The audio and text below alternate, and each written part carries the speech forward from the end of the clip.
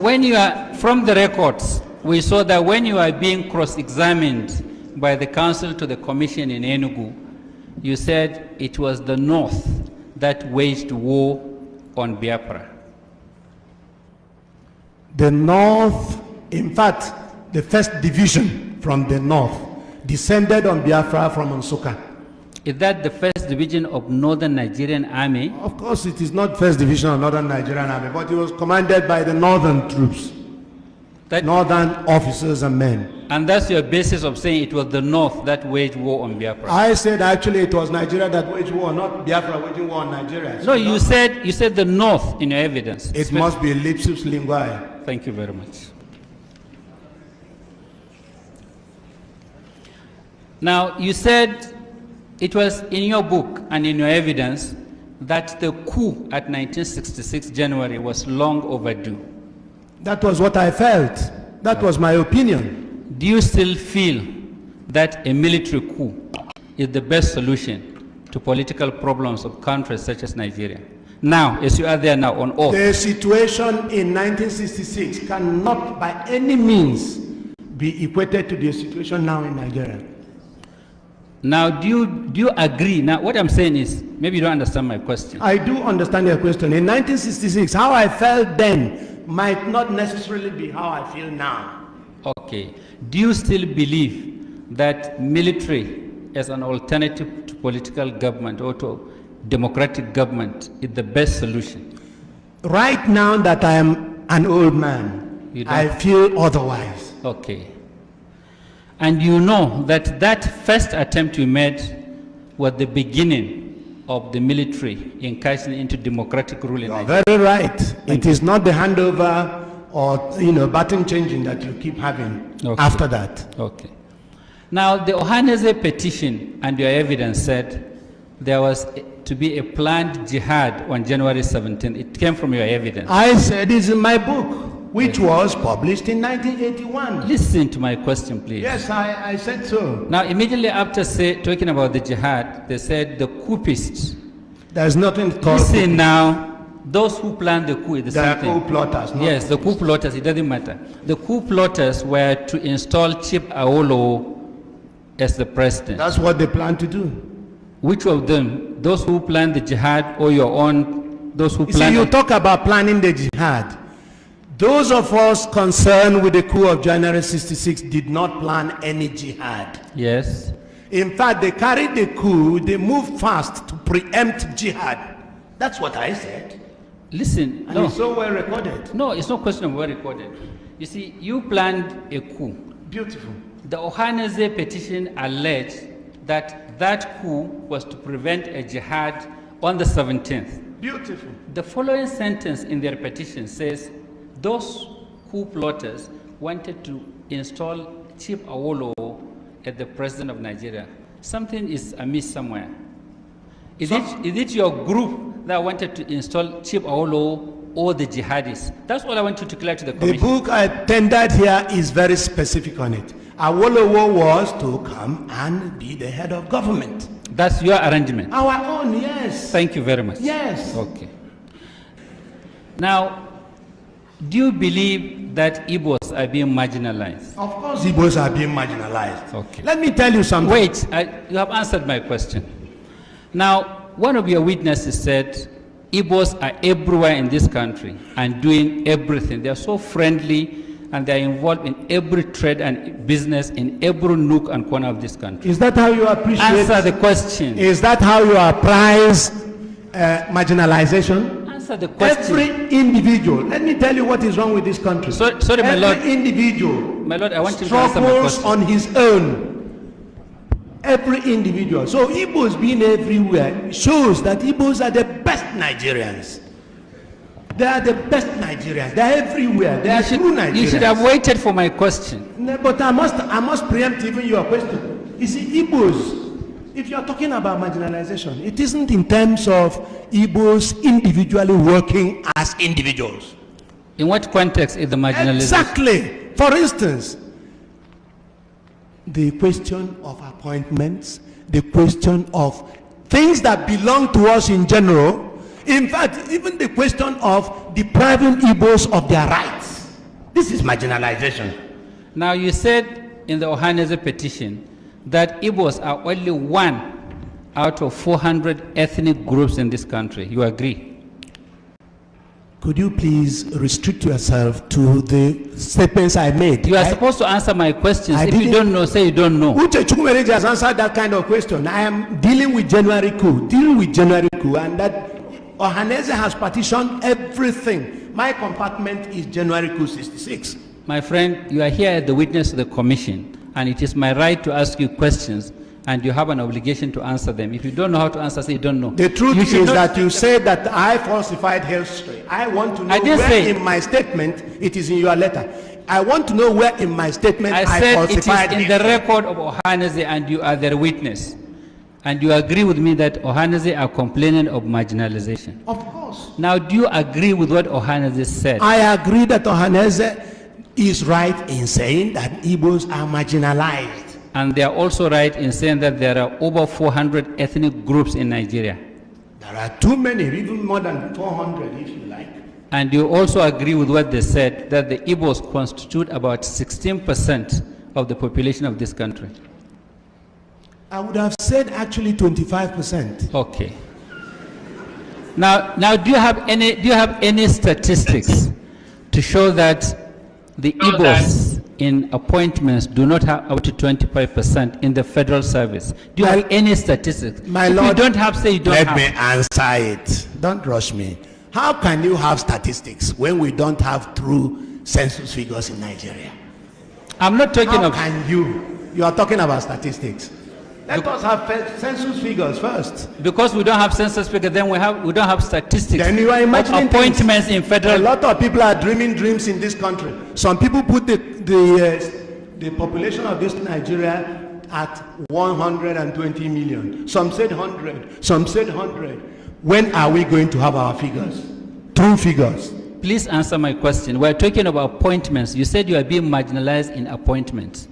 Do you have any statistics to show that you do not have up to 25%? Ohanaeze can supply that, and I believe that Ohanaeze has supplied that. They have not supplied it. Well, you go to Ohanaeze to supply it. Okay. Let me go on what I know. Now, military regimes, just like the one you wanted to bring in, come on their own. And when they rule as military regimes. Sometimes, not all the time. Not all the time. If you like, I name your military regimes that use civilians to get on with rulership or governance. Just like civilians use you in 66.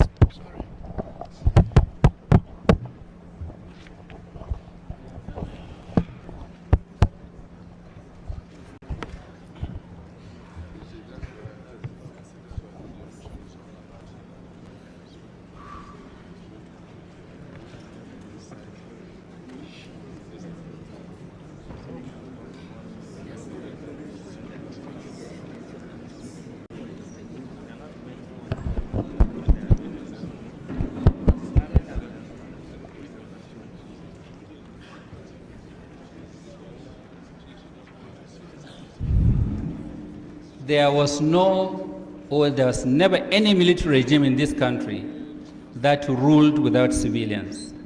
Fair enough. Ruled without civilians. Good. I'm happy you are confirming it. That's what I said. Yes. And there was never any military regime in this country that ruled without representation from across this country. We never ruled Nigeria. No, I'm not talking. We of January 66 never ruled Nigeria, so you are not in a position to know who should have been in the government if we actually wanted to rule Nigeria. Okay. Now, in 1966, 60% of the officers of the Nigerian army were Igbos. 60% of the officer corps were Igbos. That is, in fact, an estimate, yes. Yes. And at that time, from your evidence and your book, one of the things worrying the Igbo officers was that there was the Nigerianization of the army, and some people were insisting on quota. You know, I took advantage of Nigerianization of the army. So I could not condemn Nigerianization of the army. No, I'm not saying you. What we took exception from was the question of anybody in trousers becoming an officer. That's what we took exception from. Okay. Now, when you left the army as a captain. Yes, of course. Yes. I didn't leave the army. I was bundled into prison. Okay, and then from there dismissed or retired. Up till tomorrow, we were not tried, so I don't know whether it's dismissed or retired. And all this is because you are involved in the January 66. Exactly. General Njuma. And as I told you, even Gawan did not try us. Yes. Rather, he gave one of us, our leader, he gave our leader a military burial and gave him full military honors whilst he detained us. And you could kill Ironsi for not trying us. And he left that gentleman for not trying us either. Now, at the time you planned the coup, or you were planning the coup, you knew that if the coup failed, your career in the army is finished. Fantastic, you are right. Then I knew. Yes. Then why were you complaining that some of your mates were major generals? You see, the trouble is that they didn't plan a coup. They were good Nigerians. That's why they became major generals. A lot of them became major generals because of coups. Successful and in fact, coups. they promoted themselves. You should have known that. Why are you laughing? You should have known that. They promoted themselves. That's why other countries laugh at us. Please go ahead. Yes, I'll go ahead, Mr. Bule. Mr. Bule, now in your book, you tried to state the reasons why you people gathered to organize the coup. You're right. Now, thinking back now, do you still regard those reasons as valid? Very. Listen, for a military takeover instead of a democratic change of government. You understand the question? The reasons were as valid then as they are valid today. The killings in the West and the killings in TV area prompted, in fact, an action from us. And there were other reasons. Now, other reasons, they're all enumerated in the book I had tendered. Now, you use the rank colonel now because you are promoted in the Biafran army. Beautiful. And I prefer it. And Ojukwu also promoted himself. Fair enough. Fair enough. I don't know. When he comes, you'll ask him. Now, from certain publications we read, credited you, you were not in very good terms with Ojukwu. I am happy you said this. Yes. In other words, I have my own views on every issue. I am happy you said this. Yes. Because I fought the war on the Biafran side. I criticized Ojukwu for taking certain measures. And I'm happy you have my book there, The Fall of Biafra. I have my own views, just as I had my own views in Nigeria when I was an army officer, and my views tallied with some views by other people. Now, do you know that, like I said earlier, in every corner of this country there are Igbos living peacefully with other Nigerians? Living peacefully? Yes, with other Nigerians. Well, there are Igbos, correct, but living peacefully, I don't know. Because they are being murdered at every turn. They are being slaughtered at every turn. Anytime there was any riot, they are slaughtered. And you should have known that too. Are you speaking on facts or on what you read on the pages of newspapers? Well, all I can tell you is that there's even a case here. There are Igbos across northern Nigeria. Probably Akaloka is living happily, isn't he? Probably. Do you know what Akaluka did? You brought the issue. Do you know what Akaluka did? Do you know the facts? Whatever he did. Listen, do you know the facts? Whatever he did, he should have been subjected to the rule of law. Listen, do you know the facts? The rule of law should have applied. Do you know the facts about Akaluka? You said that I listened to the radio and I read the papers. Look, I read the papers. Oh, so all I know is that he is not alive today to even deny what he's been said to have done. Do you know that as a result of Akaluka, 20 House of people were killed? That is what you said. We have not been told this. Have you sent any delegation to Igbo land to explain the Akaluka issue? Have you sent any delegation to Igbo land? You are not supposed to ask me questions. You have to answer my questions. I'm sorry. I'm awfully sorry, my lord. Okay. All I can tell you is that you are begging the question with regard to Akaloka because he's not around. He's dead already.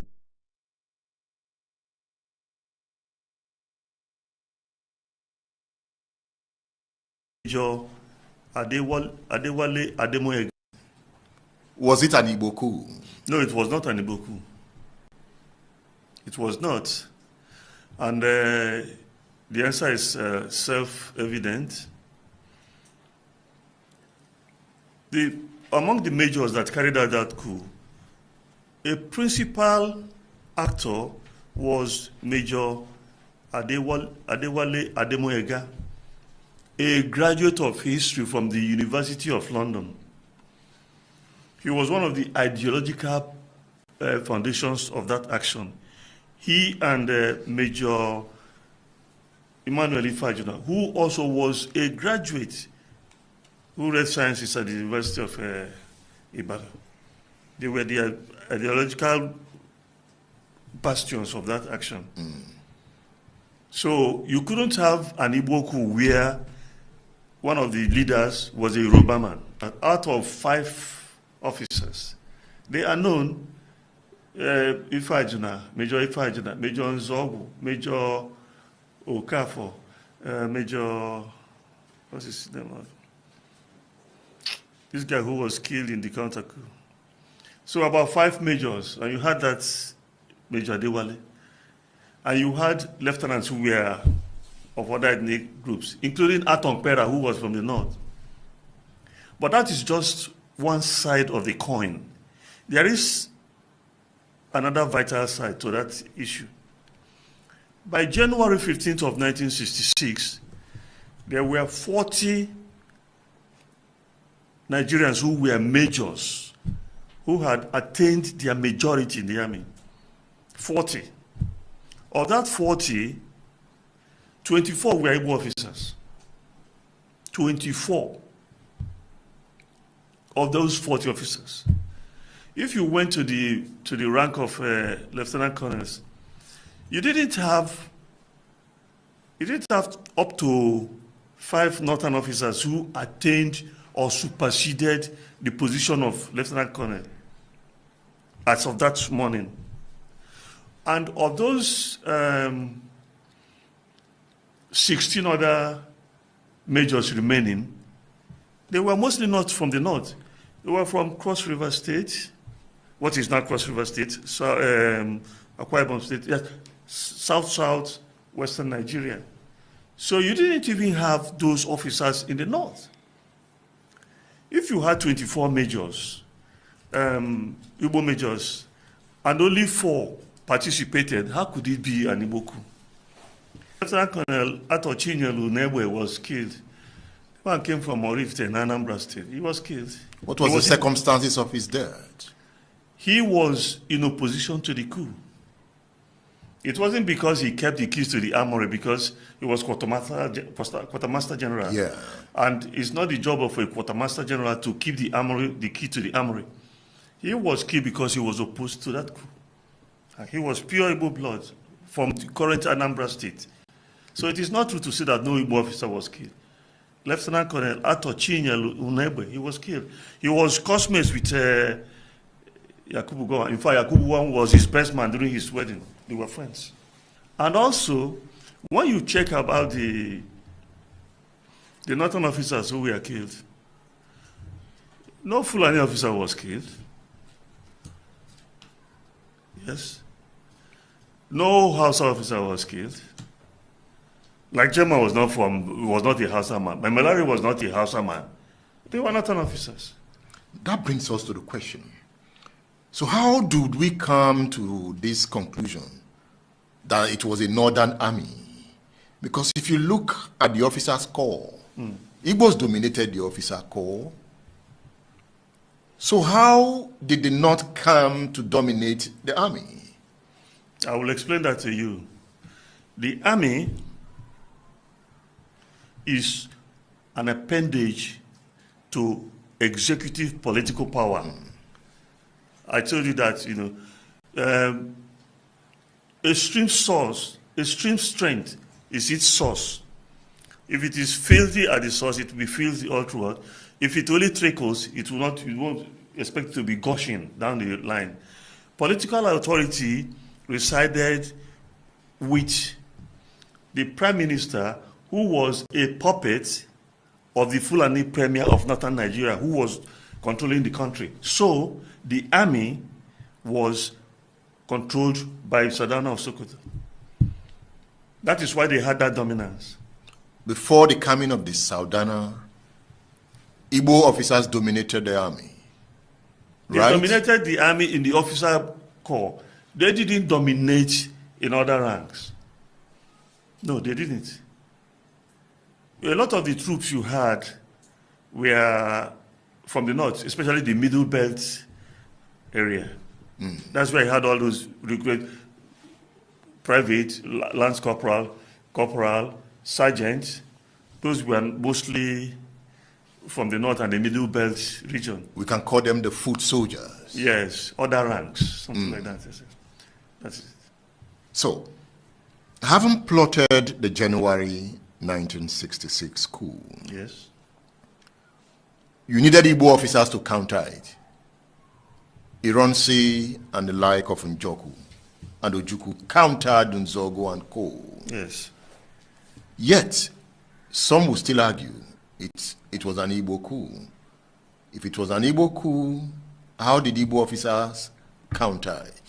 Yes, you see, your question is fundamental, and I have to use it to explain certain things.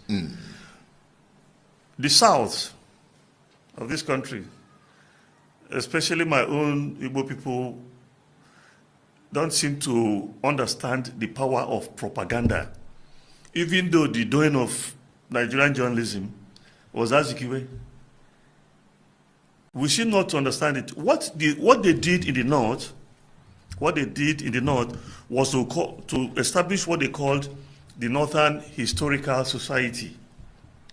And then they got all these British colonial forces, colonial officers like Moffat and all the rest of them, to be writing a lot of nonsense, publishing a lot of falsehood, spreading disinformation, circulating misinformation, and people took those things to become the basic truth of what happened. The coup from day one was never, from conception to perpetration until today, was never an Igbo coup. But it was to their benefit to make it look like an Igbo coup. How could you have an Igbo coup and its main intention was to institute Chief Obafemi Awolowo as the Prime Minister of Yoruba man? Is that the truth? Yes. Chief Awolowo confirmed it in his book, My March Through Prison. It is there. It is there. They made, Zogu was interviewed, he confirmed it. It's in the book written by Adewale, Why We Struck. It's in the book written by Major Bullier. It's all there. Do you understand? Okay, apart from, in this book, I devoted a chapter to General Yakubu Gowon that I entitled Agui Ironsi's Army Chief of Staff. General Gowon is nearing 90 years. I think he should make peace with his God. I think he should make peace with his conscience. Why? Because he has been living a lie.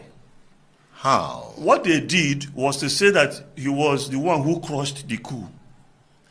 Yakubu Gowon arrived the country on the eve of the coup. He had no command. Yeah? You can't move troops without a command. The person who Ironsi gave the command to go and crush the coup was a Cameroonian, Captain Hans Anago. The man is still alive now. He's a traditional ruler in Cameroon because when these people, the southern Cameroon area, they went back to Nigeria, back to Cameroon. So he entered the Cameroonian army.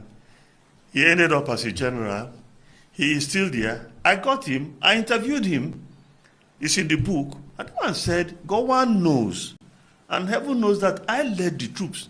He volunteered to join us. But they kept, if you read this book, I keep forgetting these people because they are liars, these white men.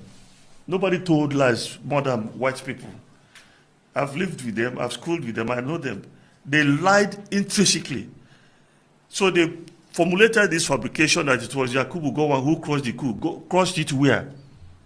It was Ironsi who went from his house in Ikoyi to Ikeja, that cantonment, and roused Colonel Hilary Njoku from sleep.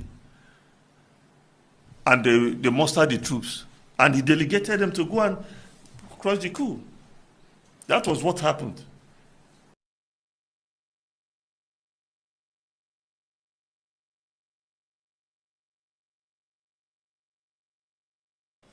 A revolutionary betrayed. These people, the coup plot at revolutionary, they did not have intention of taking over Apase to be the head of state. They had it in mind to put Awolowo there as the prime minister. So how can you now call that a Igbo coup? When they had they want the Yoruba man to lead the country. We are looking at the book Colonel Victor Banjo, A Revolutionary Betrayed. A book written by Ni Aborishade, who is my guest on State Affairs. You know, books like this excites me. They talk about where we are coming from. And if we are able to understand where we are coming from, we would know why we are where we are. And if we don't understand what to do to solve the problems of now, we will see how the future will be a repetition of the past. Right. That is the power of books. So you should be reading this book. You should have a copy of this book. Of history, politics, and power. Colonel Victor Banjo, A Revolutionary Betrayed. Mr. Borishade, you were talking about Awolowo. That's correct. So let me read what the author wrote on page 71. The first paragraph of page 71. He says, those who planned the coup had a formidable plan to establish a diarchy as the preferred system of government and had planned to install Chief Obafemi Awolowo as the prime minister and would have provided efficient security throughout the country that would have made it impossible for any counter coup to succeed. Nia Borishade says if Awolowo had been installed, it would have been difficult for the North to attack the whole South because the Yoruba would have joined forces with the Igbo to repel any attack from the North. Even Gowon and Danjuma would not have tried it. Yes. How are you so sure that all this would have happened? Because the revolutionary will be in power. They will be the one to install Awolowo and they will protect his government. When genuine revolutionaries are in power, they know what to. They had a plan. Unlike Ironsi, who find himself in power without any concrete plan. Well, how are you sure they wanted to hand over to Awolowo? Yes, Ademoyega said it. Bengule said it. Awolowo himself confirmed it in his book that initially they wanted to hand over to him. That was the plan. Yes, Awolowo confirmed. In fact, they wanted to set someone, Captain Hude, to effect this the release of Awolowo in Calabar then. They would have released him and fly him to Lagos on the day of the coup. Of course, the captain did not turn up. I remember my dad told me that when on that night, when the coup happened, the thugs of Fanika came. They were living around the same area. They said the people of Action Group, they have taken over the government. So they alluded it to Awolowo initially because it was unprecedented coup in Nigeria.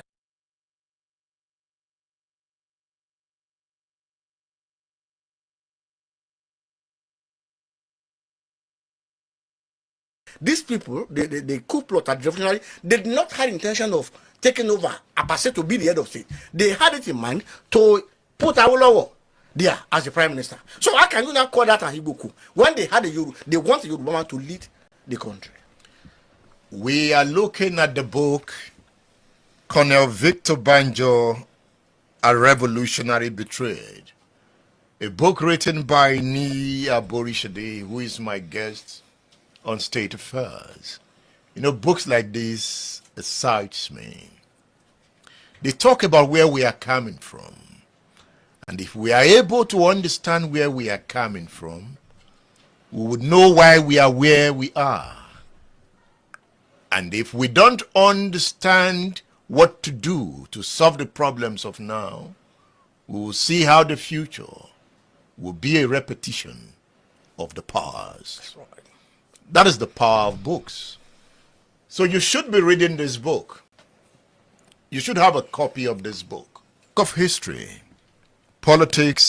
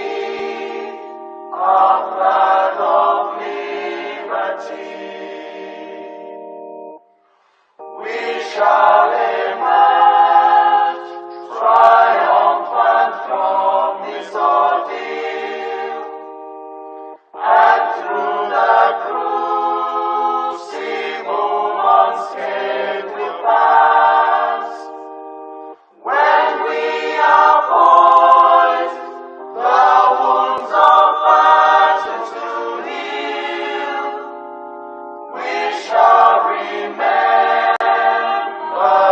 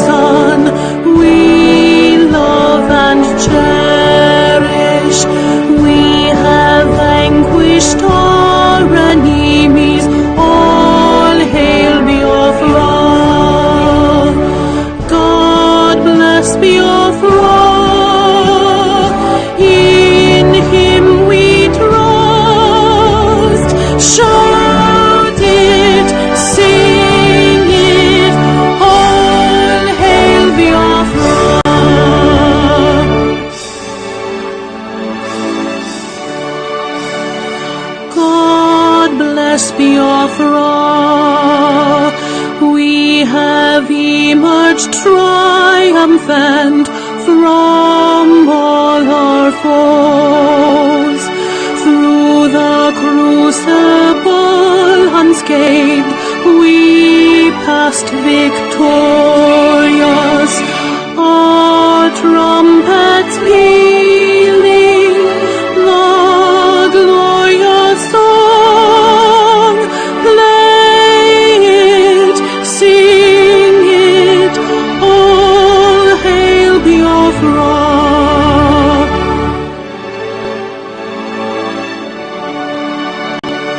Oh, hail Biafra, we shall always remember all that perished in the struggle for our freedom.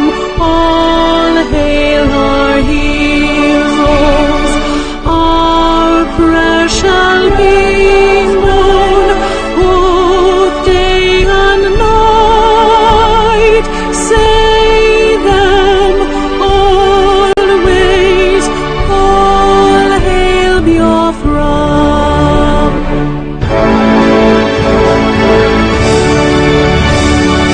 All hail Biafra. No star shines everywhere. We crave humility.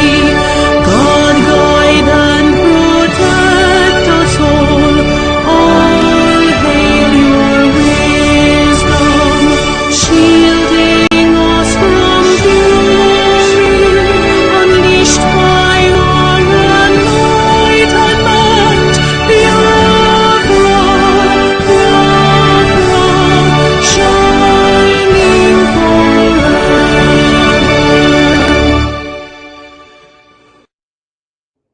We observe a minute silence to the fallen heroes of Biafra, and the time starts now.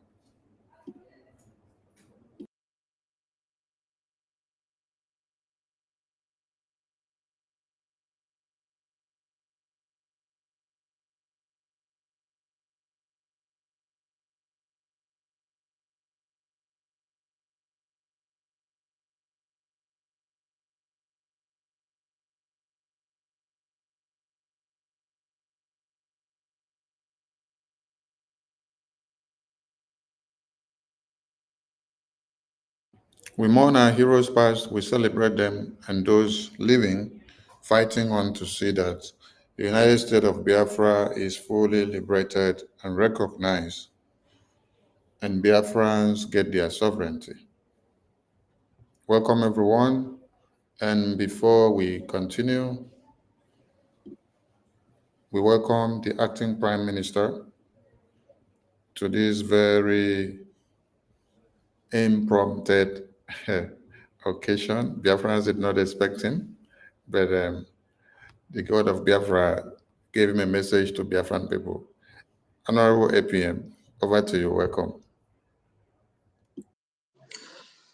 Thank you, Honorable of Information.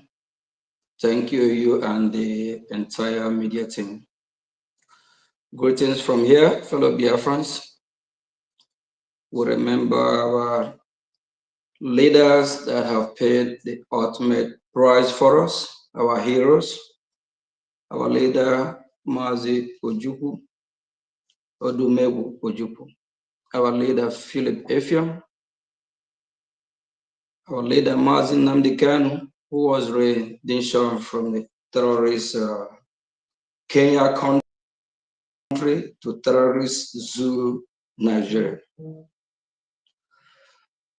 We remember our Prime Minister, who is currently on so-called questioning that the Finnish authority call him for so-called questioning about our quest, about the freedom of Biafra.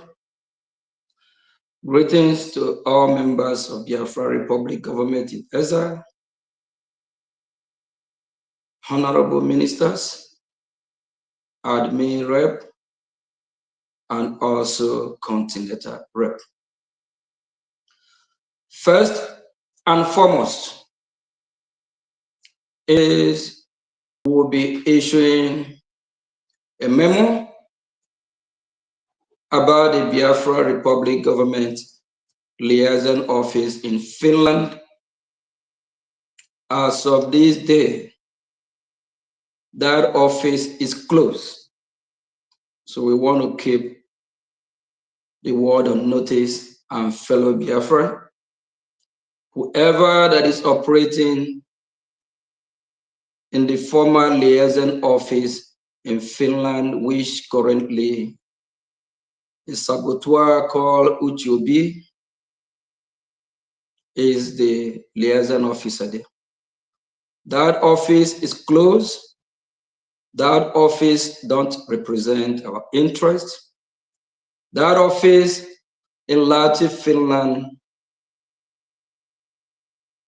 is no longer working for the Biafran people. If you have anything to do with that particular liaison office, please kindly desist from it. Biafran people, I, Mazio Geshukunkere, the acting Prime Minister, acting on behalf of our leader, Mazi Simon Ewa. Today, I'm going to give the Biafran people a special task. Because this fight that we have embarked on, we are not looking anyone face. We come as brutal to do whatever we can to get our freedom. Freedom is not given. Freedom is taken. You have to be tough. You have to be strong. If not, this global community, this global world will kick you like a football or like a soccer. They will kick you around, bully you around. And if you keep complaining for help, they will mock at you, laugh at you, spit at you. You can't be weak to be strong. You have to be strong to be strong. You can't be weak to defend yourself. You can't be weak to fight your enemy, both within and outside. Fellow Biafrans, I want to take you to a journey that you need to ask some saboteurs among us. And this journey probably going to take you a few minutes, few seconds. And after this special press briefing, start to ask questions. We have been in this memory lane before. China Sanworu and Chike Doziem, when our leader was kidnapped from Kenya, we see how quiet, how much they are for days. Why? They know what happened. I'm taking you to a journey that we need to start to ask questions. We have one that's supposed to be one of us, that's supposed to be one of our own, in the name, not knowing she is a saboteur. And we already have a lot of saboteurs, like somebody like Bianca Chetima Tunubu. Now we identify Ngozi Ohanaeze as Judas Iscariot. Those that kiss their loved one a kiss of death. Those that betray their own. Ngozi Judas Iscariot. Please, fellow Biafrans, pick up your pen and paper. Number one, ask Ngozi Ohanaeze Judas Iscariot, what is she going to do in Finland on Wednesday, in 2 days? What mission? I know this will shock her. Not be juju be that. Ngozi Judas Iscariot or Abeze, what are you going to do in Finland in 2 days' time on Wednesday? Remember, our Prime Minister, Mazi Simon Ekpa, he have disassociated himself from you, Ngozi Arabeze. So why are you going to Finland? So that you can finish the unfinished job? Or are you disappointed? Biafran people, ask Ngozi Arabeze, what is she going to do in Finland? It will surprise her. How do we know about this? What we are doing is spiritual. And if you're an unclean person, the spirit of Biafra will expose you. He exposed Chika Edozie, China Sanwuru, and others, the faceless people. Ngozi Arabeze, Ngozi Judas Iscariot, who see me, what are you going to do in Finland on Wednesday? You need to explain to the Biafran people, and remember, the Prime Minister of Biafra, which I'm acting on his behalf, have disassociated himself from you. He have sent a memo through his attorney instructing what to do and asked Ngozi Arabeze to desist from using his name. Number two, Biafran people ask Ngozi Judas Iscariot Arabeze, how is she able to be using our Prime Minister, talking about personal email? Our Prime Minister is in the hand of the Finnish authority for the so-called questioning. He don't have access to internet. Why Ngozi is using his email address? This sabotage is the worst of all. She is doing everything to criminate our Prime Minister, but that will never work. Biafran people start asking Ngozi Judas Iscariot, how did she gain access? Who authorized her? The Prime Minister have instructed Ngozi to desist from using his name, from using his stamp of office, from using any letter heading from the office of the Prime Minister. She don't want our Prime Minister out, just like our leader, Mazi Nnamdi Kanu. Just the same way when our leader, Mazi Nnamdi Kanu, was at the court of our enemy, the terrorist country of Nigeria, 2 weeks ago, Ngozi Arabeze refused to even tweet about our leader, Mazi Nnamdi Kanu.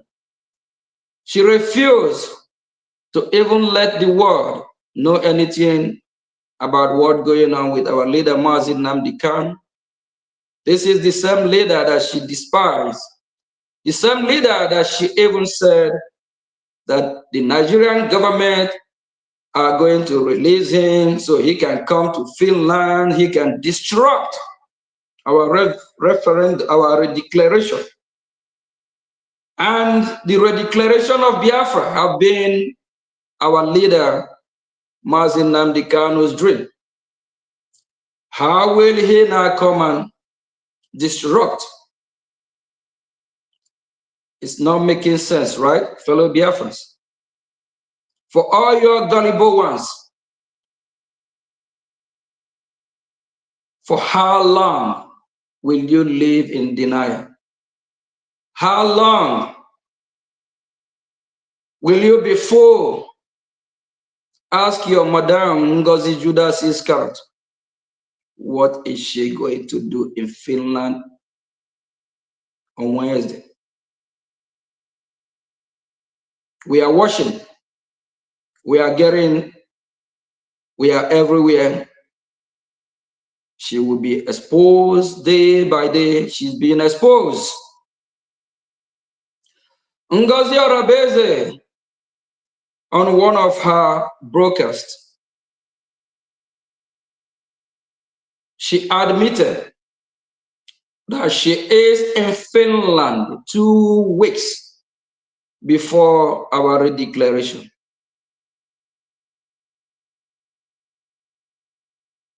And our Prime Minister was called for questioning about 10 days before our declaration. Ngozi Ohanaeze is in Finland when our Prime Minister is called for questioning. That is her word. The video is out there. She says she is in Finland 2 weeks before our declaration of Biafra. Why Ngozi Ohanaeze is in Finland before our Prime Minister is called for so-called questioning? Why is it that our Prime Minister did not know that Ngozi Judas Iscariot is in Finland? So Ngozi witnessed everything as it unfolded. Biafrans asked Ngozi Ohanaeze, where is Mazi Simon Ekpa, the Biafran Republic government prime minister? Ngozi Ohanaeze, you need to tell the Biafran people what you have done.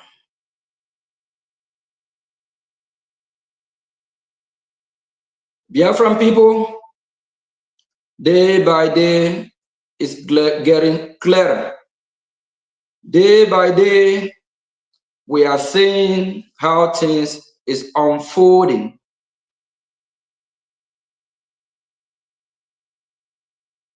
This Sabo person don't mean well for us.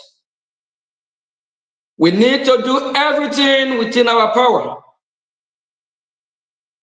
to stop this mayhem, to stop this atrocity.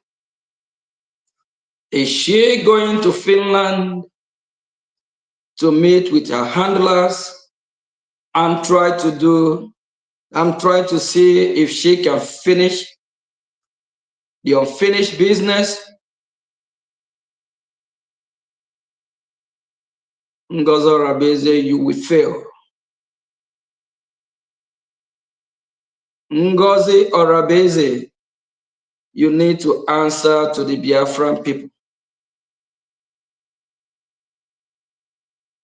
Stop deceiving the gullible ones. If you have been misled and until this time you don't see this playing in your very own eye, you need to ask yourself questions. Before the last time Ngozi Ohanaeze tweeted was on the 17th of November. And before then, she is very active on social media. She always tweets breaking news, breaking news, breaking news. And even before then, she don't tweet about Biafra redeclaration. Go back, check her post from a year ago. Ngozi don't tweet about our redeclaration because she never wanted it to happen. Ngozi don't even retweet our Prime Minister post. She don't. Go back, scroll back to a year ago, till date. After the 17th of November, when Ngozi Ohanaeze, working with the Nigerian terrorist state, made her post, her tweet, she then tweeted again on November 21. Why did she wait for 4 days.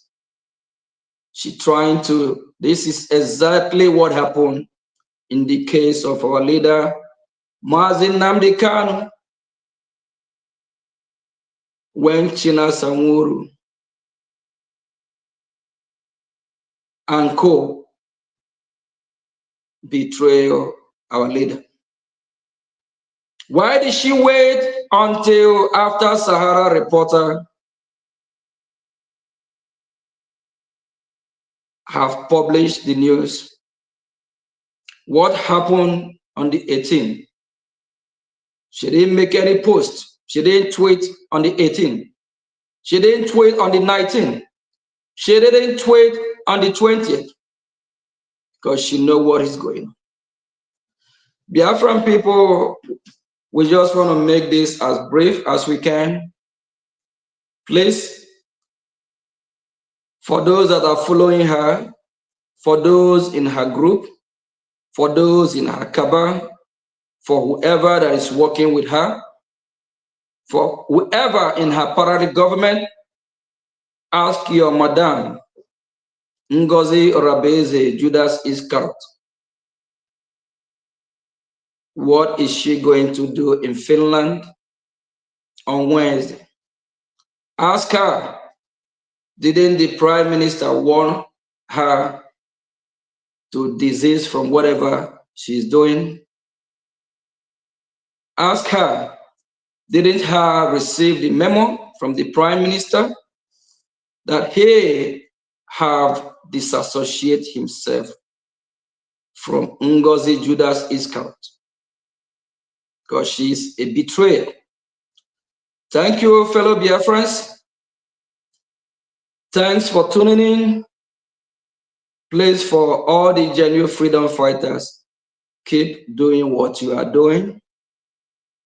We will stop any evil, any sabot, both within and outside, that want to stop this beautiful country called Biafra, that want to stop our freedom. We will not let that happen.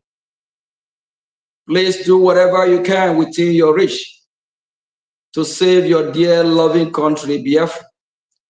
Biafra is our home. Biafra is our dream. Biafra is who we are. And we believe the freedom of Biafra will bring joy to the entire humanity, because Biafran people have a lot to offer. Ask Ngozi, what is she going to do in Finland on Wednesday? Ask her, during the 2 weeks before our redeclaration, what is she doing? Ask her, why didn't our Prime Minister know she is in Finland? Ask her, after our redeclaration, why did she stay back for over a week before coming back? Ngozi Ohanaeze Judas Iscariot, you have failed. You and your handlers. Greetings from here until we see again and we have some engagement in few hours and days in Washington, D.C. Biafran people, on Wednesday, will be with our lobby, Elias, from the Moran Global Strategies. We will be on our Hello platform of the Biafran media, anchored by Honorable Minister Sonny Akparawa. Please kindly stay tuned on Wednesday, 9 p.m. Biafran time, so we can go through some of our achievements and what we're still going to achieve in few weeks, few months time. So you can hear from the mouth of the man who has been helping the Biafran people to achieve their dream, Mr. Elias. I call him my good friend. Thank you all. Greetings, fellow Biafrans. It's good afternoon from here. Ndewo. Yeah, well, thank you, APM.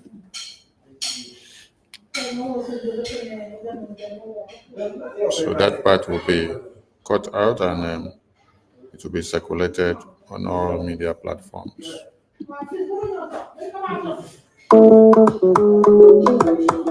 Life is a process, no matter how you go about it. Masi Okechukwu Nkere, Omalicha Oke, the Biafra Republic Government Exam Finance Minister, is humbly campaigning for global Biafra financial support for the purpose of Finland Convention, Biafra Defense Forces, and redeclaration-related activities. I appreciate all Biafrans who have been supporting our liberation movement.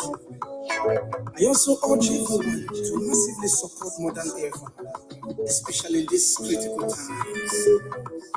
Oh, my fellow lovely great Biafrans, let's come together and support our Prime Minister, Simon Ekpa, who is currently working tirelessly to hand over our freedom to us this year, 2024.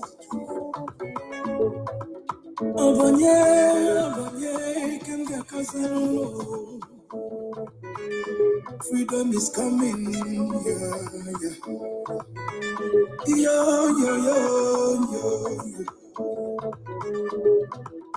Masi Okechukwu Nkere, salute every Biafran especially.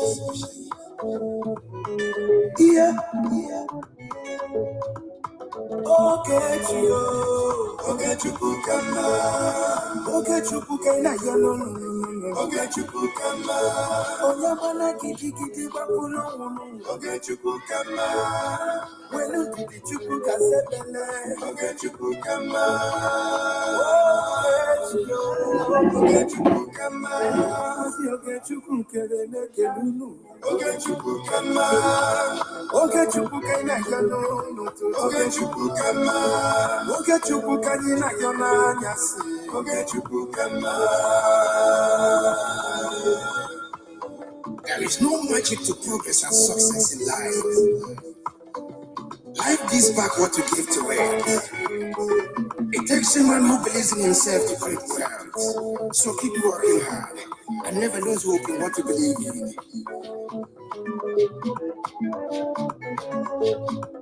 Ayakata. Life is not easy.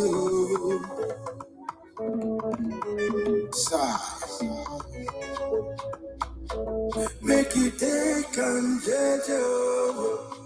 I want to use this special opportunity to recognize great Dini Odumegojukwu.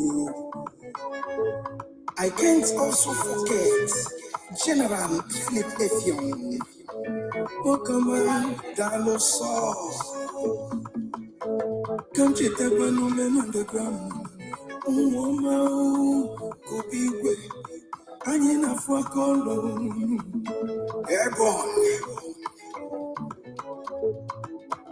The facto government in homeland, a special recognition to every Biafran who have been supporting from day one. May you know him continue to flourish in your different endeavors. He says, Mazinandekanu, Ohamadike, one of Biafra, the Prime Minister, Obatobie, Okechukwu Nkere, Simukelekio, Okama, Okechukwu Kama, Okechukwu Kaina Yono, Okechukwu Kama, Oyabana Kiti Bakuno, Okechukwu Kama, Wenu Chukwu Kasebele, Okechukwu Kama, Okechukwu Kama, Mama Biko Yomo, Okechukwu Kama, Okechukwu Kaina Yono, Okechukwu Kama, Okechukwu Kaina Yona Nyasi, Okechukwu Kama.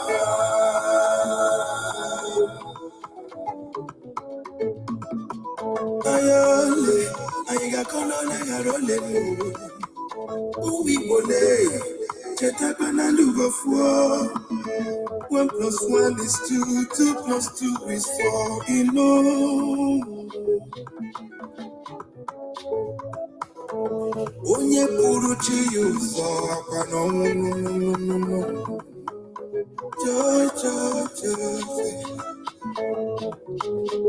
Don't give up. One day, he's so close. He's so close. Forget your book, never you give up, no. Forget your book, believe in your dreams, brother. Forget your book, never you say no, no. Forget your book, forget your book, forget your book, never you doubt your faith, no. Forget your book, keep your head up, keep on fighting, forget your book, oh yeah, forget your book, a big shout out to Mazio, get your book, I salute you, my people. One day, he's so close. He's so close. Forget your book, never you give up, no. Forget your book, believe in your dreams, brother. Forget your book, never you say no, no. Forget your book, forget your book, forget your book, never you doubt your faith, no, no. Forget your book, keep your head up, keep on fighting, forget your book, oh yeah, forget your book, a big shout out to Mazio, get your book, I salute you, my dear, Mazio Simoni Bar. Life is sweet when you're patient. The greatest shout out goes to the media team with great talents. They won. They won. Yes, we are welcome back. Our APM had important and emergency message to deliver, and so we didn't expect him, but the God of Biafra brought him to come and deliver a message. And that message has been delivered. And there are some points you need to note from those messages. Ngozi Orabu Fulani was in Finland. According to her, she admitted it in a video interview 2 weeks to the convention in Finland. And Prime Minister was not aware that this Orabu Fulani was in Finland prior to Prime Minister's detention. That is one. 2,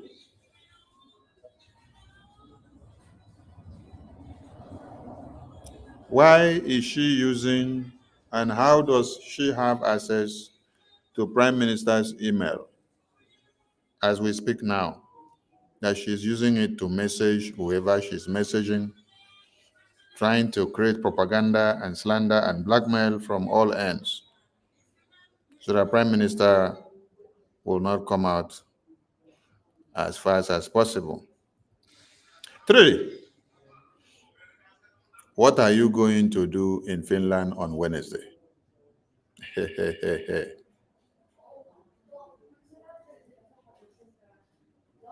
What are you going to do in Finland on Wednesday? What are you going to do in Finland on Wednesday? The Prime Minister has already, through his attorney, dissociated himself from all your activities. And I want all of you to be observing Twitter's handle. I've not said this before. I want all of you, all Biafrans going forward, be observing Prime Minister's Twitter's handle.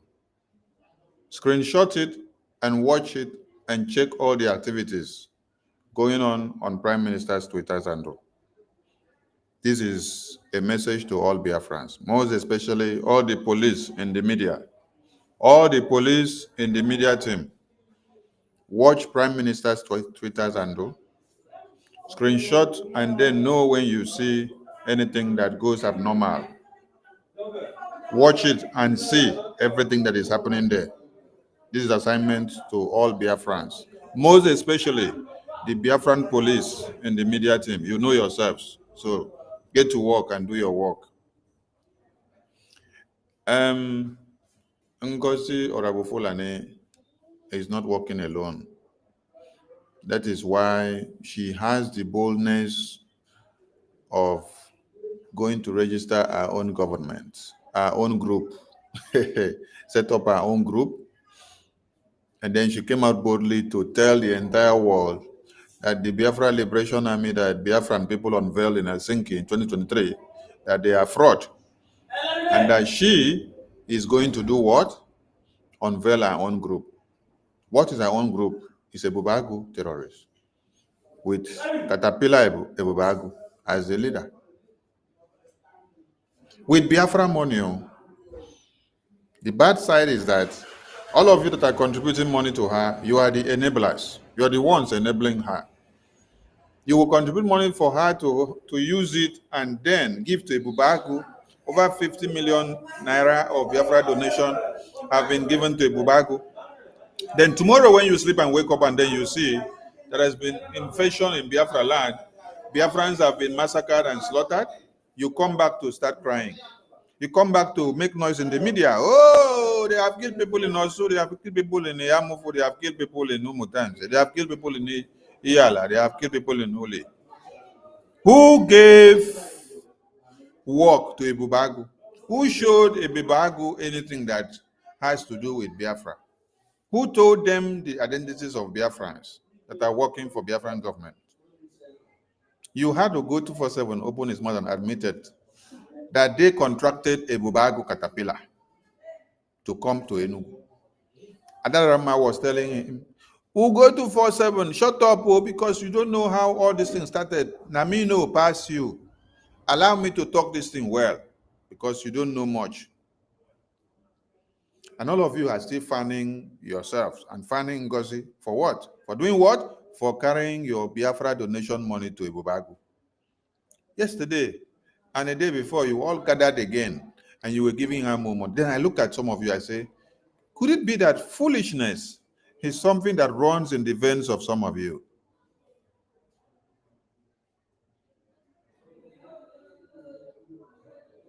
Because even when the coup of 1966, January 15, was tagged Igbo coup, and then Ojukwu had come out on several occasions before then to tell the entire world that it was never an Igbo coup, that it was a national revolution. Did you people take it to heart? No. Even you, a fellow Biafran like me, is the one that called Ojukwu a saboteur. What did Ojukwu even do? Ojukwu even took part to stop the coup, to halt the coup, so that there will be peace in Nigeria. What else could we do to sacrifice and to satisfy people in this one Nigeria? If the Ojukwu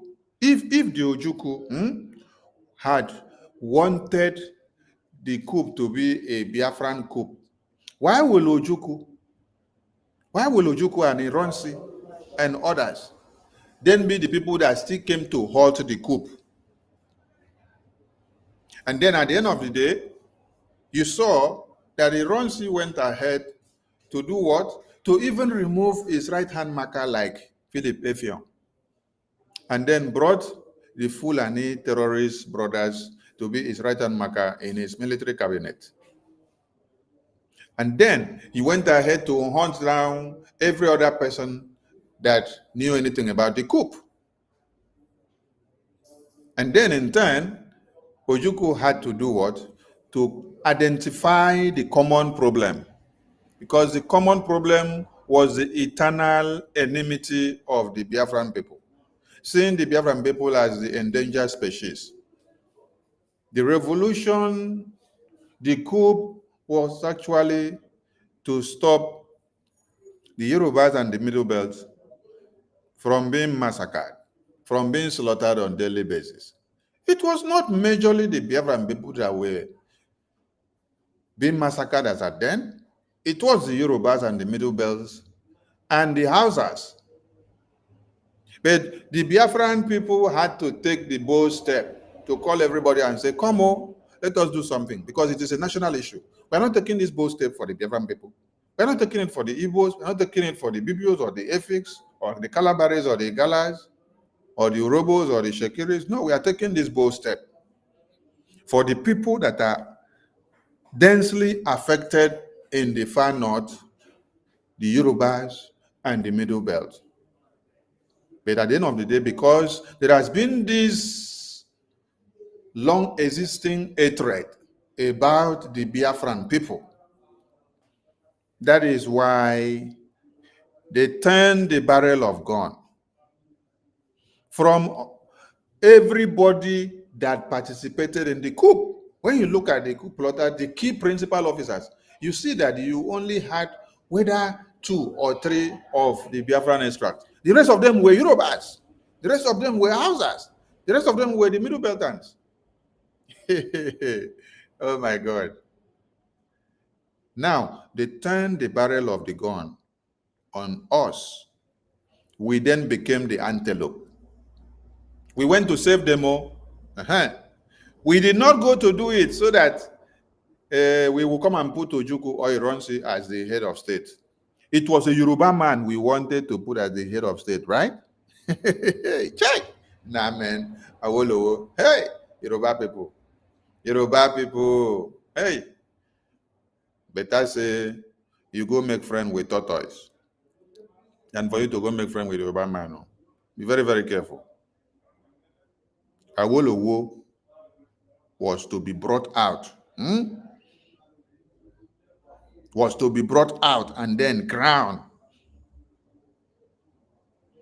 For him to be crowned and then become somebody and then be the head of state, it was not an idea of his brothers. No. It was other people that sat down to see that the country has been plunged into a destructive and dangerous mood. So they need to think and look for a salvation to human lives. And then they did not say we should bring Ironsi to be the head of state. They did not say we should bring Ojukwu to be the head of state. They did not say, to show you that these people were not power mongers. Ojukwu was not a power monger. Ironsi was not a power monger. Philip Epion was not a power monger. General Achibon was not a power monger.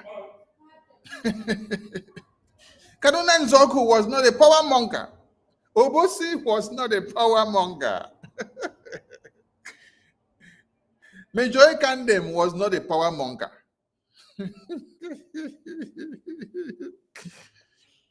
All these Biafran extracts. Frank Okpiko was not a power monger. But they put the life of the indigenous persons that were densely the Yorubas, the Hausas, the Middle Beltans that were slaughtered on a daily basis as a matter of interest. That is why I tag this program IBB, a Decedent of Biafra Massacre. Plus the Ohanaeze Ndigbo, the criminals that have emanated from everything that has to do with criminality. No, anything that Nigeria breeds will come with criminality. Ohanaeze Ndigbo now, as they call themselves, Ohanaeze Ndigbo, they now decided to build on that very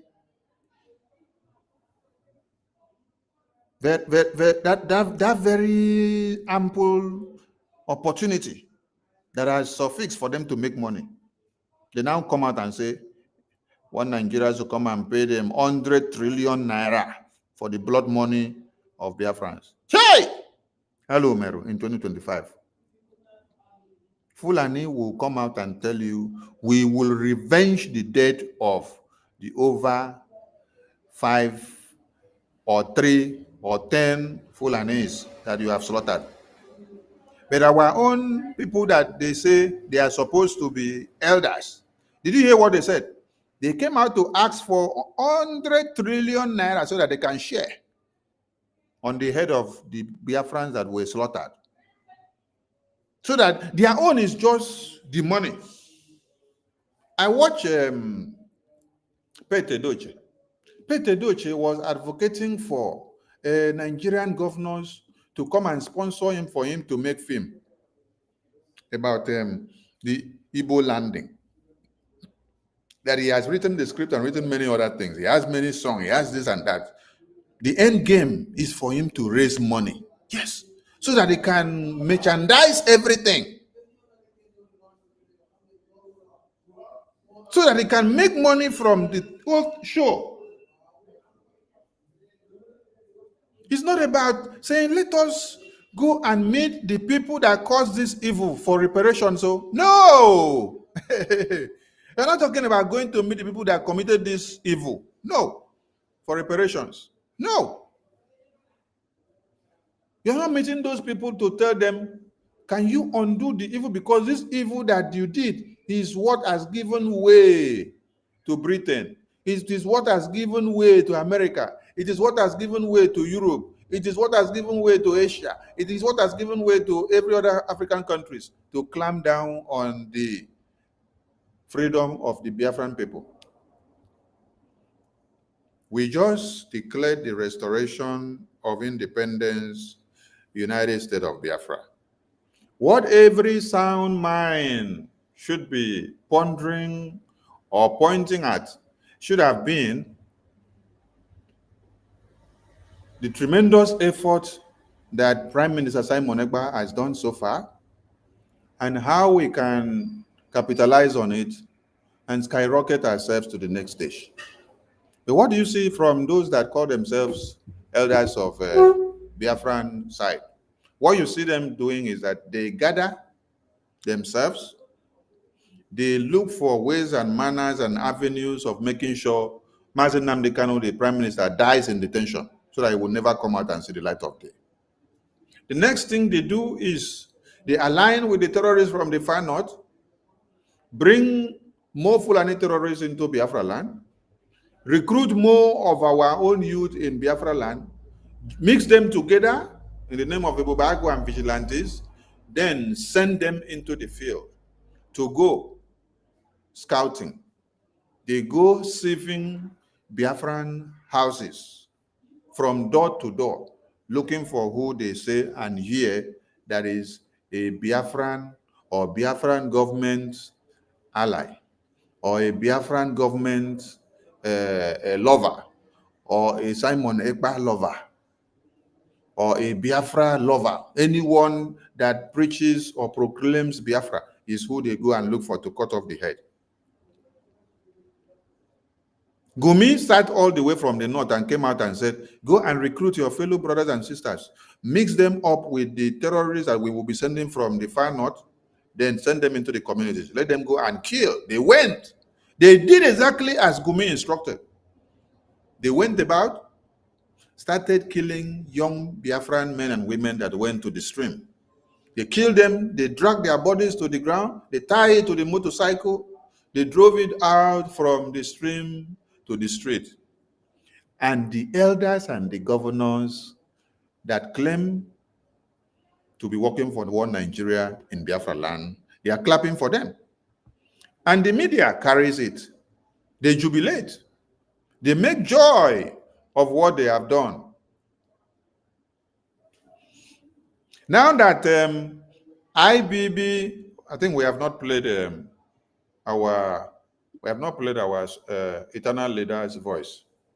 Let us play our eternal leader, because he is the first person that had given you people this revelation. He cleared the air long before now that the coup was never an Igbo coup. And then when you listen to the man that spoke before, when he was interviewed, that man made you to understand that there was this propaganda maniac which the Northerners came up with, which they do what? They create all manners of propagandas to turn the narrative of the coup to be an Igbo coup. Yes. Something that was channeled and done for the purpose of the national interest of everyone in Nigeria, but they sponsored a propaganda campaign. Just like you see those ones that Ngozi Oravufulani has sponsored. You see that IPOB Nigeria joined them. Obedient Movement joined them. Plus the Mkuru many that have been aligning and claiming to be Prime Minister's lovers, they now align with her. They embark on propaganda.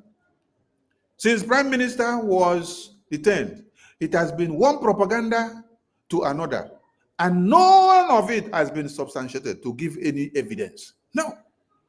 Blackmail and slander and propaganda. So this is the Takia system. They throw in the propaganda, then they come back to do as if they love you and to embrace you as if they have your interest at heart. Then going back on the other end, they are destroying everything that you ever lived and worked for. That is why they will come out, dance, dance, dance. They will use Prime Minister's name. Yes. They will go and use his letter heading official from his office. They will go and use his official seal that they faked. They will now put his name on whatever letter they are writing. They will also put on behalf of him, and then they will treat whatever they are doing, they will treat it with Prime Minister's name. Then at the end of the day, they will use you, to come and donate money to them on fundraising, deceiving you and opening their mouth and telling you that Prime Minister have endorsed this. Listen, this is what, when you listen to this mad woman in Georgia hospital, when she's talking, she said, Prime Minister has endorsed this. Whatever she's saying, she will say, Prime Minister Simon Ekpa has endorsed this. Are you getting the point? So all of you are being deceived with Prime Minister has endorsed this. Somebody asked her a question in a program a few days ago. If you said and knew that General Igwe Butuzo, the Chief of Defense Staff, has been active and still working ever before now, why did you come out and say they are fraud? And why was your necessity of coming to say you're going to recruit a new set of army?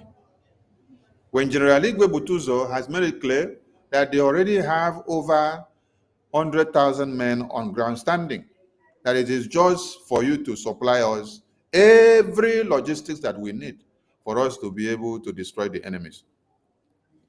But at that point now, she ran away from question.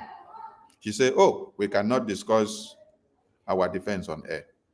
But where did you discuss the recruitment? Was it not on air?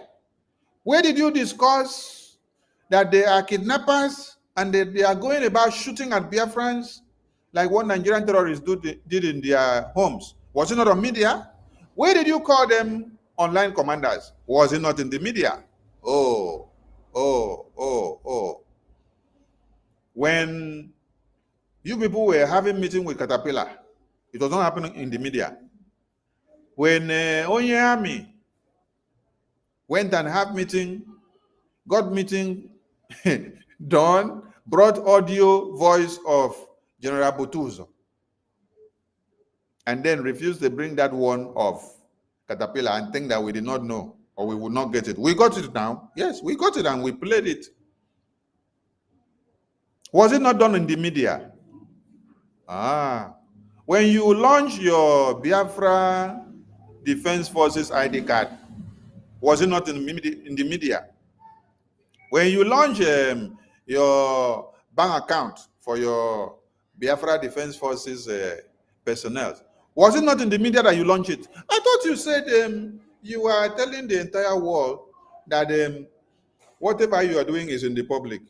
But when questions comes to you, you people will run away. Propaganda, blackmail, and slander, it has ever been the system that these evil people have been using. And it is the same pattern that the northern part of Nigeria used during this time that they turned the national revolution of one Nigeria to Igbo coup, nickname Igbo coup. So that what will happen? So that you will give a dog a bad name. And all of you have given a dog a bad name for the past how many years now? Count it from 1966, January 15, down to 2025. How many years has it been? How many years has it been? Those that know how to do calculations. How many years has it been? Every Biafran has been seen and tagged as the enemy and the destructor and the devil and the evil of Nigeria. That they are the only people that want Nigeria to be destroyed. They're the only people that don't want Nigeria to be won. And then Buhari went on to say, we killed over 1 million to keep Nigeria as one. Because the Igbos, the Biafrans, they wanted to break up Nigeria. So anything that has to keep Nigeria as one, you will do it, not minding whether you slaughter babies in their sleeps, not minding whether you cut off their heads, not minding whether you send thousands and millions of mercenaries from far and beyond to come down and slaughter Biafrans. In schools, all of you have been taught for the past years that it was Ojukwu, it was Kaduna Nzoku, it was Philip Effiong, it was Frank Okpiko, it was General Oroka Major Kandem, it was Achuzie, it was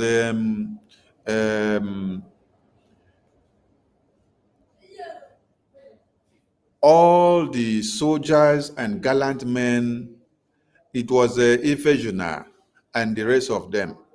That it was all these gallant men that did what? That wanted Nigeria to be destroyed. That wanted Nigeria to be broken into pieces. That Nigeria was okay. That is how they write the books and tell you in school. They say Nigeria has been okay. Oh, Nigeria was very fine. Oh. They refuse to tell you what necessitated the national revolution, which they have now tagged Iboko. They refuse to tell you that the same corruption, the same Islamic jihad that has come now is what was facing everybody. Nnamdi Azikiwe, the ceremonial president of One Nigeria, had to run away to the Caribbean and to the UK. To do what? To go and sit down there and be watching how Nigeria will go into flames. Because the Islamic jihadist template was staring him to the face and then he could not do anything. His hands were tied. Just like if you put Peter Obi in position and then situation will worsen daily than any other thing. Just like when Goodluck Jonathan was there, he tried to make every effort to change policies that will make everybody to know what life is all about. But they thwarted all his efforts. And then they had to look for Islamic jihadist template to bring in with Boko Haram so that they can rig him out, create insecurity, do all manners of kidnapping, do whatever they had to do, even with the help of Obama and Joe Biden's administration, to be able to forestall all this evil that they had planned.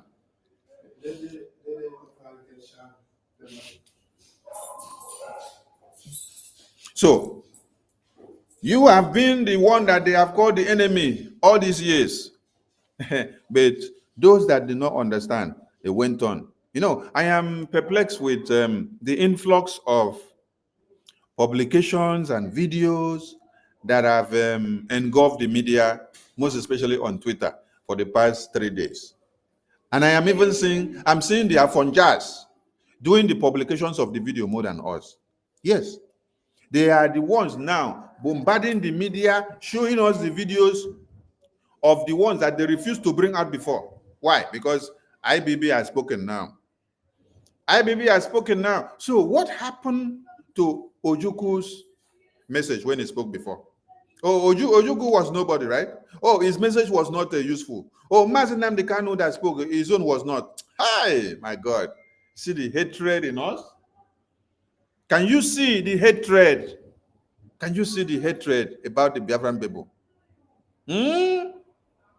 Now they see what is different from what our eternal leader has preached and told the entire world before now about the coup?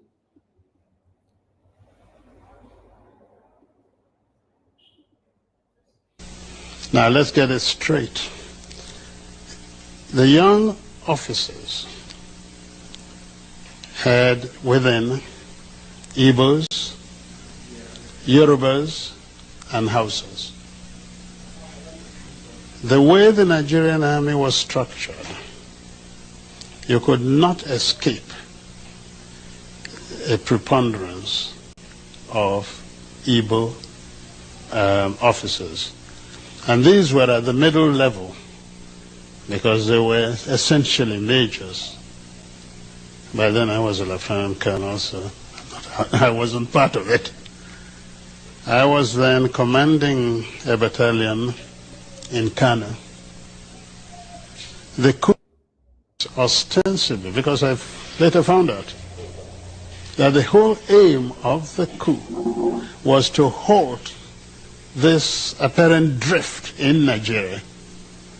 But significantly, you know what they wanted to do? To create a presidential commission of army officers as a safeguard, the people who would guard the nation, and hand over government to Chief Obafemi Awolowo. The idea was to release him from prison, make him prime minister, and in the hope that Nigeria would become a better place. That is actually how.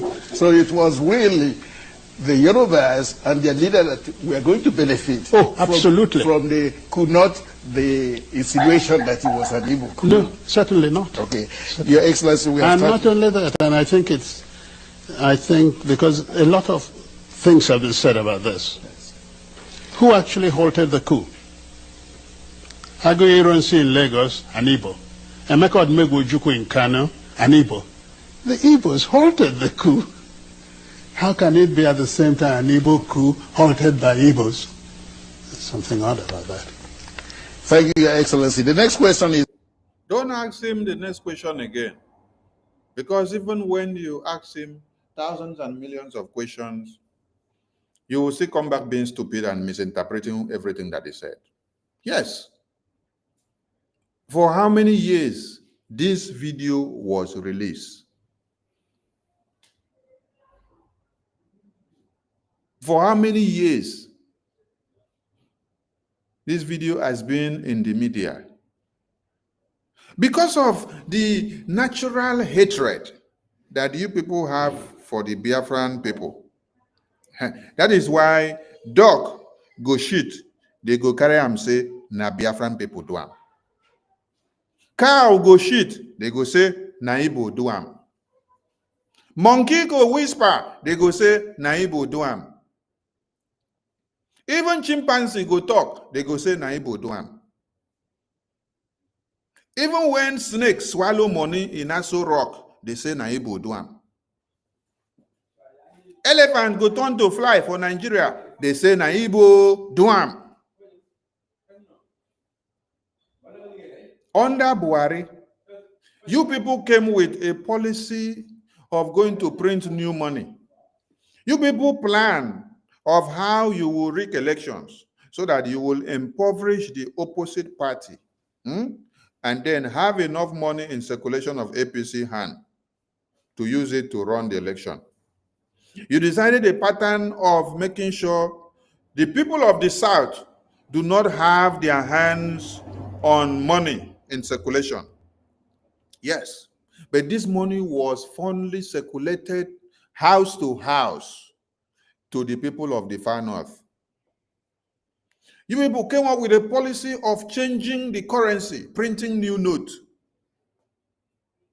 You made money to be out of circulation in the south, but that old note, you still permitted the northerners to be using it.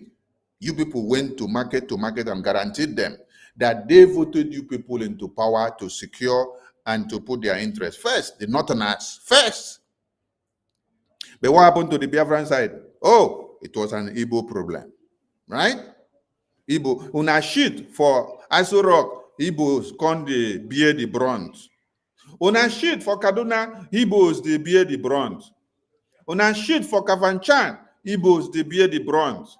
Everything that has to do with Biafra, they now become the endangered species. Everybody go wash hand, finish for toilet. They carry the hand, come rub on Igbo man body. They carry the hand, come. Where are those Biafran people? Rub it on their head. Rub, rub, rub, rub, rub, rub, rub, rub.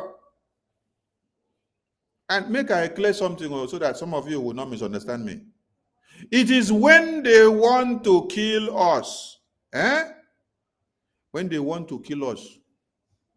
When they want to kill us, that is when you hear that the Biafran people are Igbos. But when they want to come and take our resources, when they want to use divide and rule and divide and conquer, when they want to come and take what they know will benefit them, as at that time, they will not tell you that Igala man is Igbo. They will not tell you that Ibibio man is Igbo. They will not address them as Igbo. They will not tell you that Urobo man, Shekiri man is Igbo. Mbano. As at that time, they will come and tell you, you are not Igbo. You are Efik. You are Ibibio.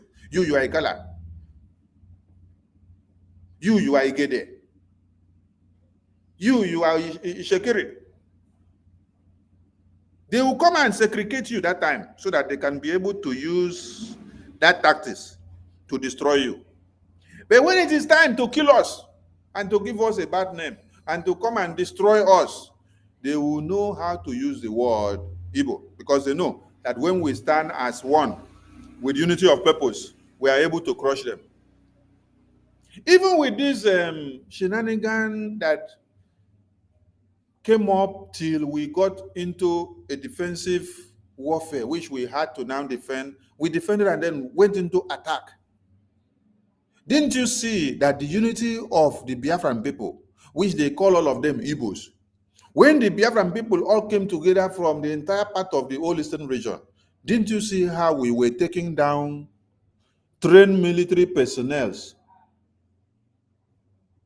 by volunteered army? Volunteered army. Some of you don't actually know the exact numbers of trained professional military personnel that were left of the Biafran extract before the war, that had to come and take side with Ojukwu and Philippe to defend Biafra land. They were very few, very few. Do you know why? Because the stupidity of Iran's unification degree had made the Northerners to line up every Biafran extract in all the barracks. And then they fire them every morning. They fire them to death. They push their body to the pit and pour sand. They push their body. They just line up. They just muster them at the parade ground.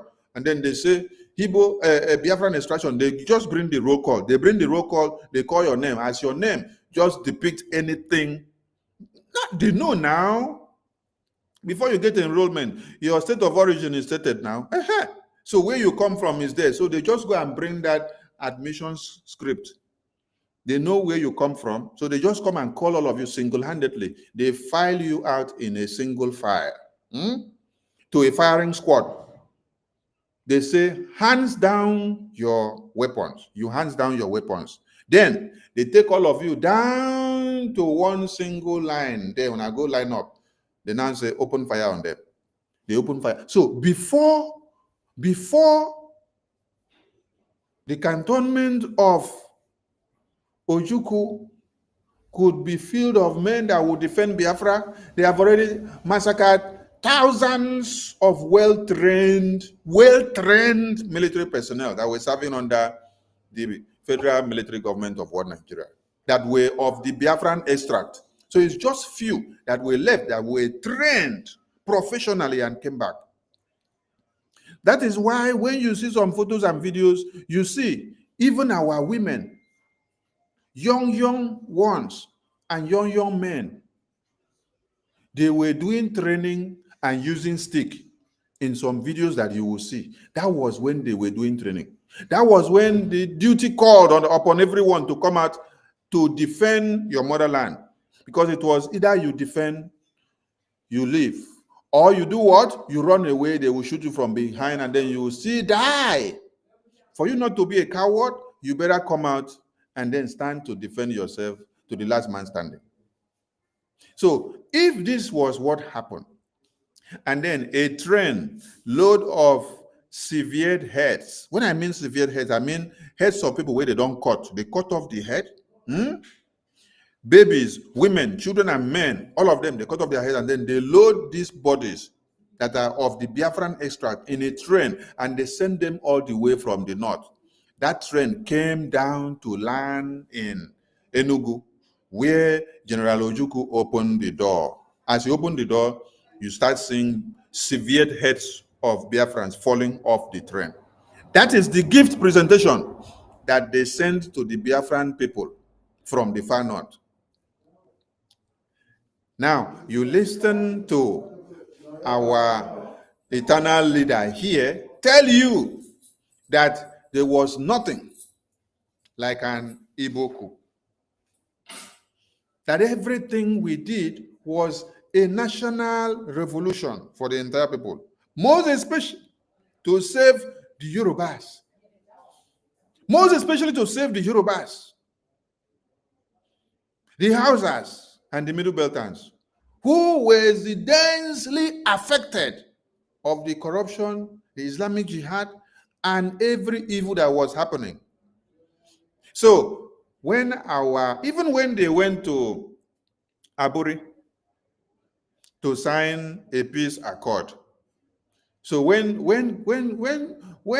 our general came back and then gave people the message, that one did not enter your head, Abi, when I not take them, because the propaganda machine that the Northerners had already unleashed to go down in history, that they should turn the narrative that it is what? That it is Igbo coup. That is the only thing that you people were mandated to carry out. The same way that you see the propaganda machines that Honorable Fulani Ngozi has given to the group of monkeys that she has gathered. You can imagine somebody coming out to come and tell you that Sonny Anajare and Okenkere, Prime Minister, approve. How much did they even say? Is it 19 million naira? And then we used the money that the money was supposed to use to unveil Biafra police and the uniform. Then we shared the money amongst ourselves. And then we only came and unveiled 4 or 3 uniforms, which was used as the colored guard in the convention. Can you imagine that kind of propaganda? And many of you have believed it. And then they went on again to tell you that there were $60,000 in Biafra account, and that we refused to release the money for convention. And all of you believe this nonsense.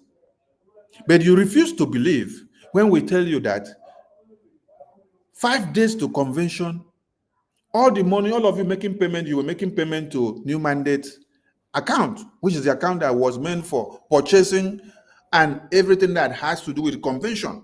Because Prime Minister never and will never endorse you to mix up anything liberation with anything purchases that has to do with individual issues. He set up something different and say, okay, convention issues and logistics should go to new mandate so that we can account for it without mixing up with anything. ID card also should go to new mandate account so that we don't mix it up with the liberation that we do. And then you now see money in liberation account. You say we should come and bring the money in liberation account to come and give you, while you refuse to release the money that Biafrans have paid for the convention that are all seated inside the convention account. Then the people that you have given this propaganda narrative, they have not asked you the question, was this money that you're saying they should go and bring, was it meant for convention or it was for liberation? It was in liberation account. So why are you now saying we should go and bring that one to come and give you when the money that was meant for the convention was actually channeled down to the convention account? Oh, you see, there was a premeditated plan. The plan was that if we now go and empty the money that is in the liberation account to come and use it to surcharge the convention bills, which we have refused to release the money, then the liberation department will remain on zero while we are on convention. Now remember, that during the convention and after the convention, this woman has refused their cabals to come out and do fundraising. So that means that during the convention, the Liberation Department will do what? Will be lacking every logistics. So if the terrorist comes, they will not have any reinforcement. The terrorists will come and kill all of them. Then you will be shouting in convention that you're doing convention while your defense in the homeland have been taken over because there is no logistics. There's no money in the account to fund them. You wanted us to go and bring out the money in the liberation account that was there so that we will now sit on empty ground. When we have to run into emergency logistics in the homeland defense, we will not have anything. Of which this was happening from on the 26th, from on the 24th of November. The Biafra defense were in serious battle because the zoo prepared and came because they knew we were declaring an historic something historic that the entire world will speak of it for years. 517 delegates signing document of declaration that has surpassed every other nations and countries of the numbers of delegates that declared their independence. Biafran delegates that declared the independence, restoration of Biafra have surpassed the numbers of every other countries and nations in history. So tell me how the Zoo terrorists would have taken it likely to go back to sleep. No! They will prepare themselves and reinforce and then come out. Wait for us so that they'll bring us down. Then you people wanted us to bring the liberation money in the liberation account, come and give you, so that when the terrorists will now come, they will slaughter all the defense and the homeland. Tomorrow you will come out and say, oh, the defense are not doing anything. Just like you came out after convention and say, you don't see anything that the defense have been doing. When you send on your army to go and do meeting, because you went before, you went before, and the chief of defense staff turned you down. You now send on your army. When your army was communicating and said, we don't see what you people have been doing with the money we have been sending. Chai! I put my hand on my head. I say, eh? Men and women that have sacrificed their lives since 2020. Some of them have been since 2012 with Onyendu, till they now got into ESN. Before they were just volunteers.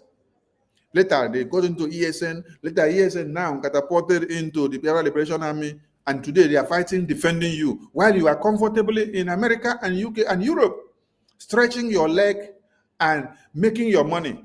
You come out to condemn them. Many of them in the homeland have lost their mothers, lost their fathers, lost their wives and children, and they have no family. The only family they have is the barrel of God that they use to defend Biafra. And they sacrifice their lives and put their lives on the line because of all of you. Then you come out to the media to stop, to be talking nonsense, calling them all manners of names. You prayed for Prime Minister to be in detention so that you now come and raise your shoulder and start proclaiming, oh, Wazirike was there. Wazirike time passed. Nnamdi Kanu was there. Nnamdi Kanu time passed. Simon Ekpa was there. Simon Ekpa time passed. It is now your time.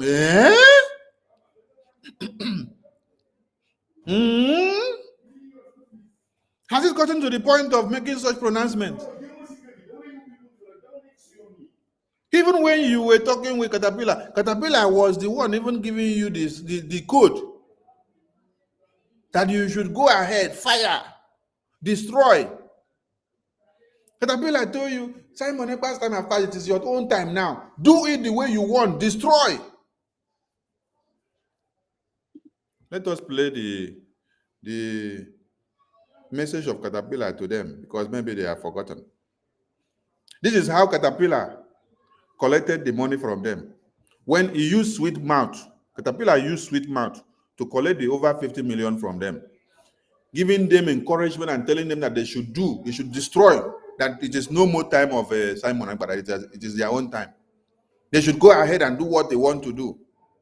And they were cajoled, they were carried away, and so they carry over 50 million naira, give Caterpillar. Biafra money that should have gone to the liberation for us to defend, they now carry the money to give a bubago. Hey, you instead of you to see Prime Minister alive, You rather go and align with the enemies of Prime Minister to kill him. Instead of you to see BRGIE survive, instead of you to see General Butuzo and his men survive, you rather go and align with the enemies of General Butuzo and the enemies of BRGIE, the enemies of Biafra, the enemies of Prime Minister. Align with them and give them money to come and kill Prime Minister. Imagine you now working with the zoo governors. Zoo governors created a Bubagu. You are now aligning with the Bubagus, working with them. The Bubagus are now advising you, hey, you're going to listen to Caterpillar voice. This is how it all started.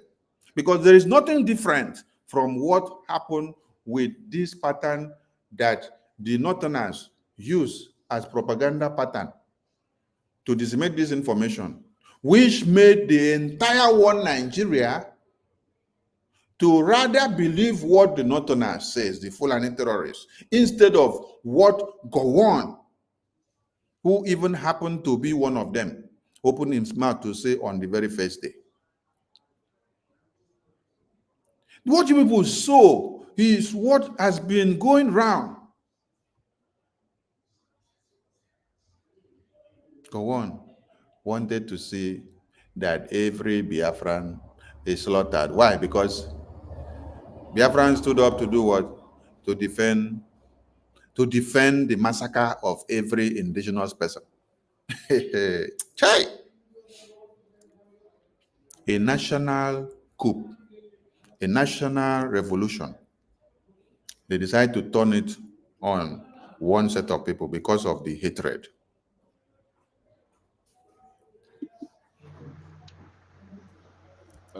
Onion Nanolia, Commander Caterpillar.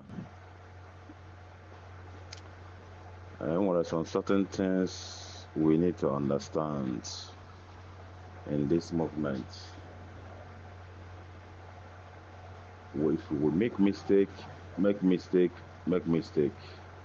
and we need to correct ourselves very fast. That is a reality.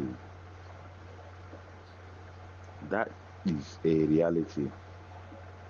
Make mistake, correct yourself, because we are human beings, we are not God.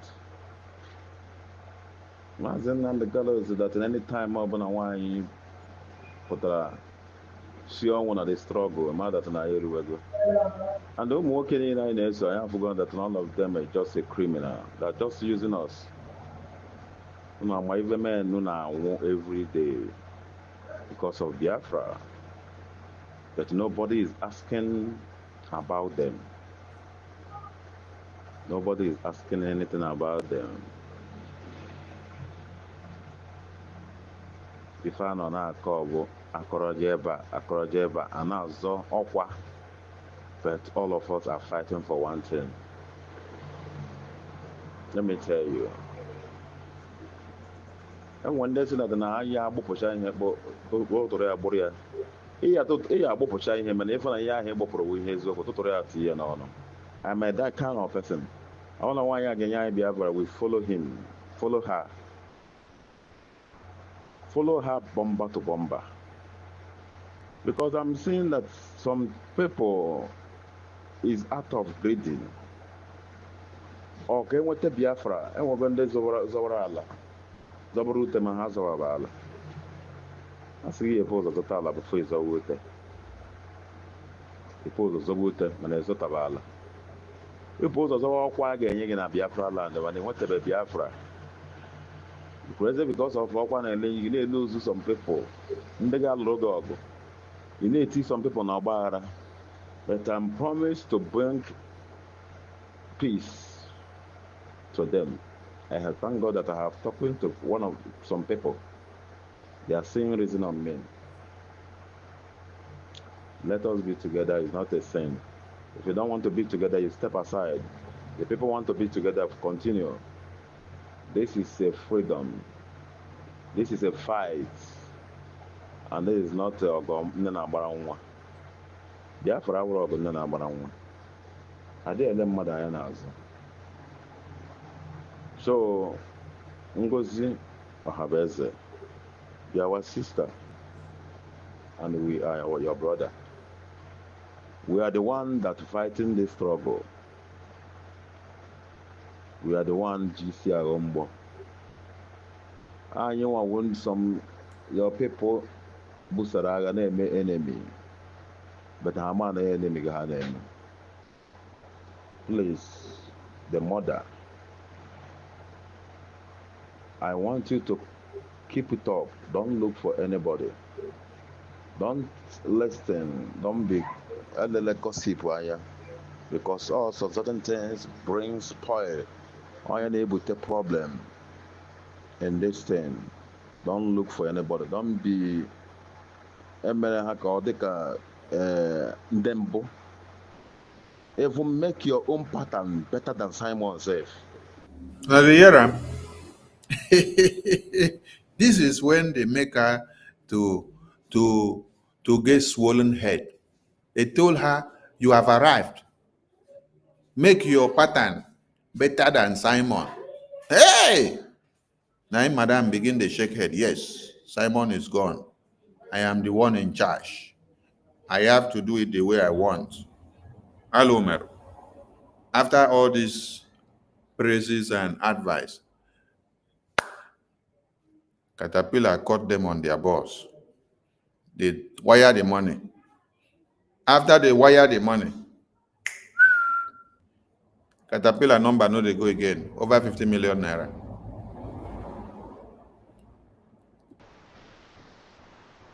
Be the great. Be the hero. Mm-hmm. On Biafra, I support. Because I cannot be a place which you will say, let's keep him quiet. That's why I love Fulanis. If they want to do something, they do it. This is time, let us do that thing. Please, did somebody get this translation well? Or am I the one that got it wrong? That Caterpillar said all the males leading us, Ojuku, Wazrike, MNA, and Simon Ekba, they are criminals. Was that the correct interpretation? Ife, are you there? Minister Success, are you there? I'm here. David Nana. Minister Success, are you there? David Nana, are you there? Kudatizan, are you there? Mazdake, was that the correct translation? Uh-huh. Hey, I see. Here, Minister. Everybody are giving thumbs up. There is problem. So, did you people hear that? Caterpillar said that all the males that have led us, Ojuku, Owazirike, Mazen Nnamdi Kanu, Simon Ekpa, that they are criminals. And now it is Ezenwai.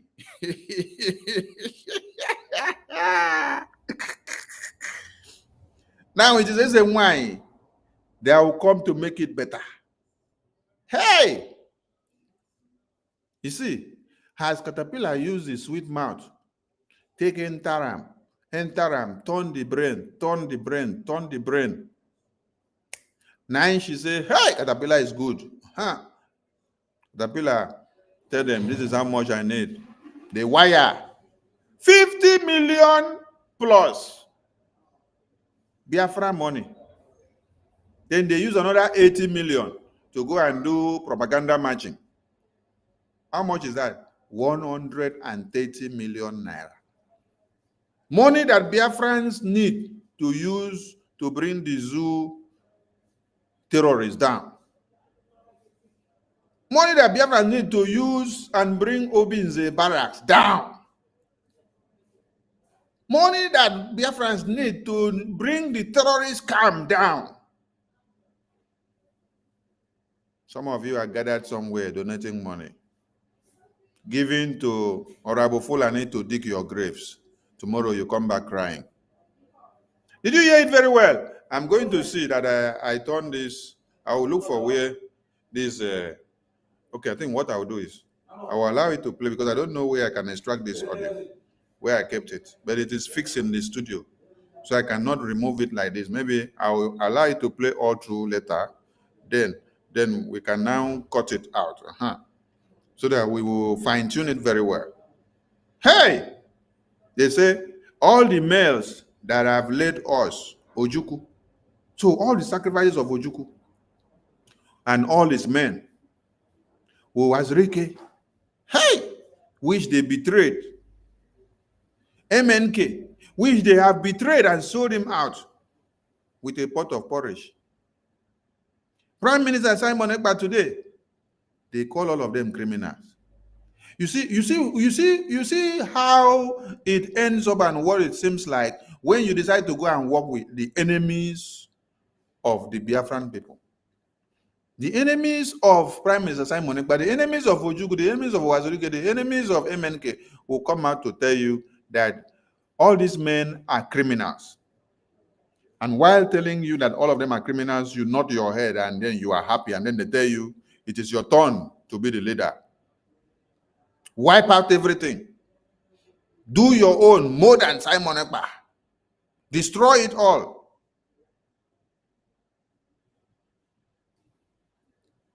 Then when they release the money, give him. My guy run. Why my guy no go collect over 50 million naira run? No be just to use tongue. Fine-tune talk give you. He give you talk finish. You fall mugu. Do you know Caterpillar go reach his house now? Do you know him to his village? Do you know any of his family members? Oh, but you caught him on phone, right? You wanted to come and disgrace Tony. You wanted to come and disgrace Simon Ekpa.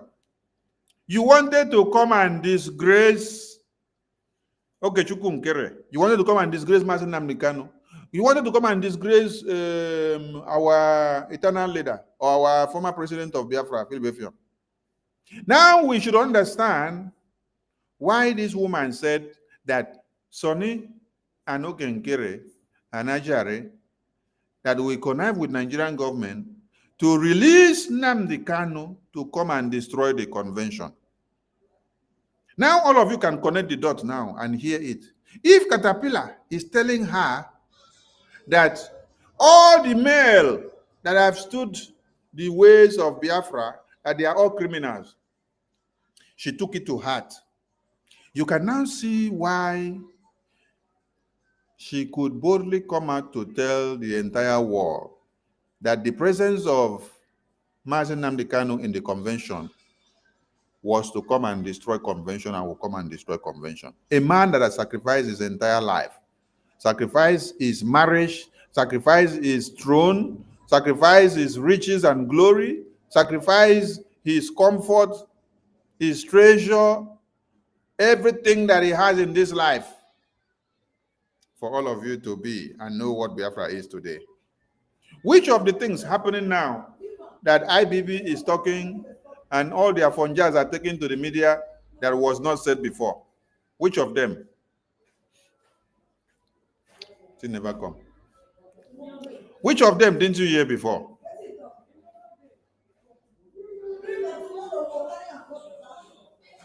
Which of them you never hear before from Mazi Nnamdi Kanu? And which of them you never hear before from our eternal leader? They have said it all before. But did you people take it? No, you did not take it. It is the one that IBB will come to say today that you take. It is the one that Gowon will say that you will take. It is the one that Buhari will say that you will take. It is the one that Tinubu will say that you will take. Even the one Commodore Kunle said, you will take that one, but you will not take the one Mazi Nnamdi Kanu said. You will not take the one Prime Minister said. You will not take the one our eternal leader said. You will not take the one our former president of Biafra said, when he told you that if you don't treat the Biafran people well, that their children will rise up again as remnants to hunt you down, and you cannot kill Biafra. You will not take it now. It is only the one that Yoruba man will come and talk that you will take. The one that Hausa man and Fulani will talk that you take. The same people that will put your head on a spike so that they celebrate. When that man was interviewed in that court hearing, didn't you hear him make reference to Akaluka? That they slaughtered Akaluka. That they slaughtered Gideon Akaluka and then they put his head on the spike. And then they did not even allow him the opportunity to stand trial in court to defend himself of what he was accused of. And no reparations have been done to the family.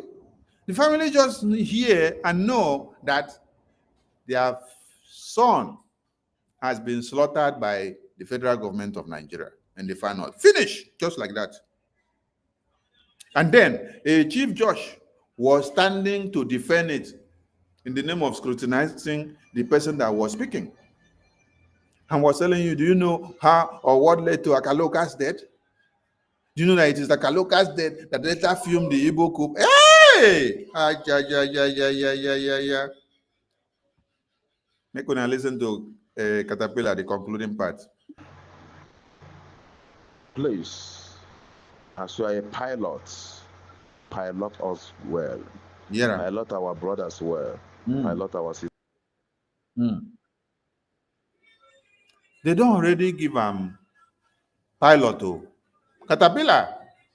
Brainwash her and give her pilot. And said, pilot us well. What we need is goods and services. So those goods, now the over 50 million naira that they released to Caterpillar. Goods. Caterpillar has done well by collecting that money. Yes. Because when you sell your brother, the buyer will never trust you. You came to sell Simon Ekpa, right? You came to sell the Biafra Liberation Army. The person that bought it from you, can Caterpillar trust you? Caterpillar cannot even trust you. Because he has seen that you are the biggest betrayer. The Judas is carrot. It's not carrot, it's carrot. The Judas is carrot of our time. That has been with Prime Minister all these years. You took time to know many things that you should know. And then, when he is in detention, you want to make yourself who you are not.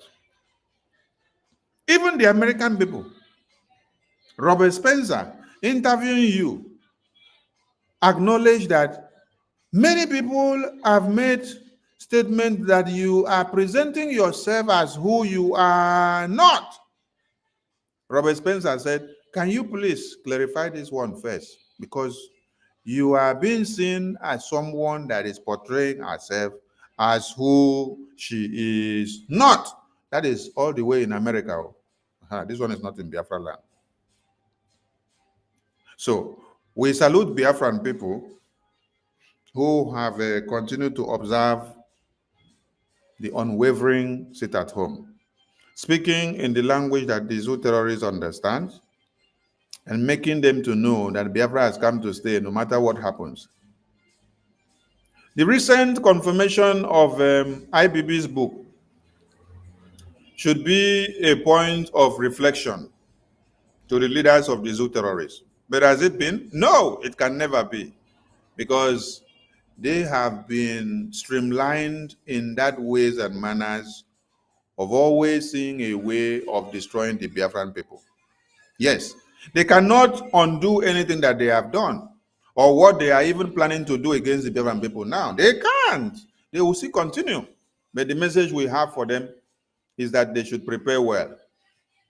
Yes, they should prepare well, because the Biafran people are coming. And their restoration, declaration of independence that they did will be defended with everything that we have. And you people should not be carried away by this sabontinti that we have. No, don't be carried away. We have had sabos in our midst before now, and we know how to deal with our sabos. So these guys will become and serve as a blessing. If Prime Minister was not called up for this undue interrogation or detention, all these things that you see that is happening, you will not know who is who. How many of you will believe that somebody like Ngozi Orabufulani will now go to recruit terrorists, Caterpillar, Ebubagu to come and fight the Biafran people? With Biafra money, with those that they have used their brains, the only thing that they are using the brains of these people to do is that when they are brainwashing them, they tell them, Prime Minister has approved of this. Prime Minister has approved of this. Yes. And they put Prime Minister's name in all the nonsense that they are doing. Yes. They continue to deceive all of you and say, Prime Minister has approved of this. Prime Minister has approved of this. Prime Minister has approved of this. Prime Minister is not doing anything now. Prime Minister did not approve of anything. What we are doing here now as BRGIA, Prime Minister's hand is not inside of it. You know why?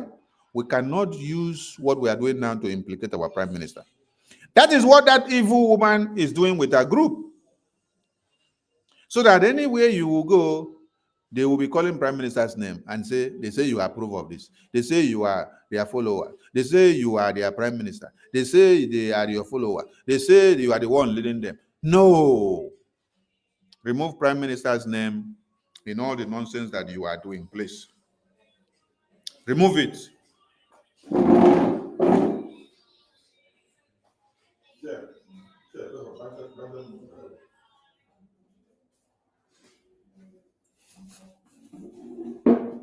Remove Prime Minister's name in whatever you are doing, because many of you are evil.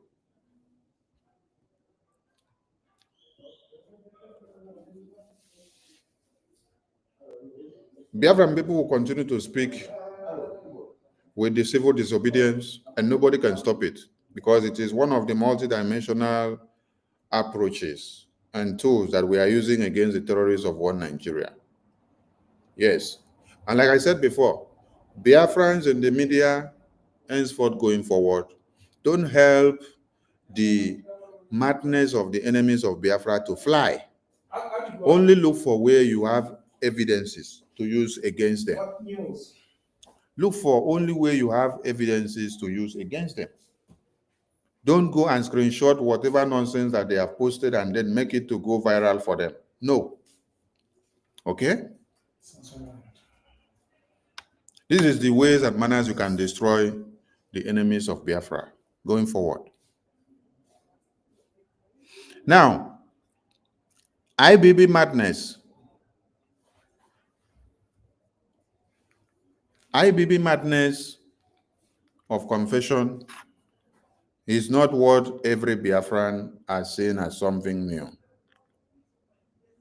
Because our supreme leader has told us about this. Our eternal leader has told us about this. Our former president of Biafra has told us about this. General Obosi and many of them have told us about this. Many of the gallant men and women that fought to defend Biafra, they have told us about this before now. So, those that are just hearing it for the first time, we are giving people the privilege to enjoy it now. If you are now ready to believe and take whatever IBB is saying, because it is IBB that is saying it now. We have been saying it all along, so it's nothing new.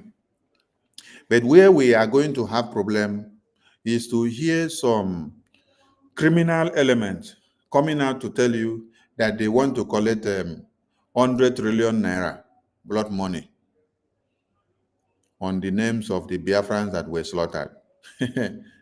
Biafran people will hunt you to the last place that you will be found. I'm telling you today. Biafran people will hunt you to the last place that you will be found. If you think that this is placing bounty on the head of Prime Minister so that they will hang his head on a spike with $650 million, you people are joking. If you think that this is the fine-tuning and the alignment of every preparations of the kidnap of Mazi Nnamdi Kanu with the zoo terrorists in far north and the UK government, if you think that this is the same thing, you have made a very big mistake. If you think that this is the sabotage of Uwazirike when he sacrificed all he had to make Biafra a living news. And all of them started being sabotaged from the list of his men to the one you could ever think of. They got sabotaged by you people in Anambra. You sabotage all of them. And then later you brought the last man standing to Wazirike inside detention. A man in chains.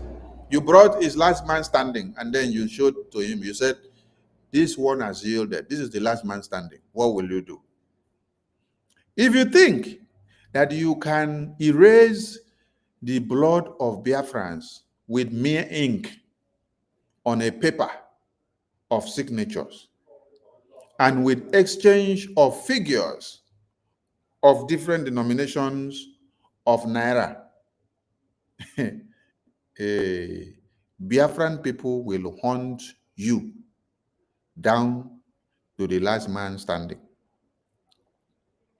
It is not a threat, it is a reality. You cannot use ink written on paper to erase the blood of thousands of Biafrans.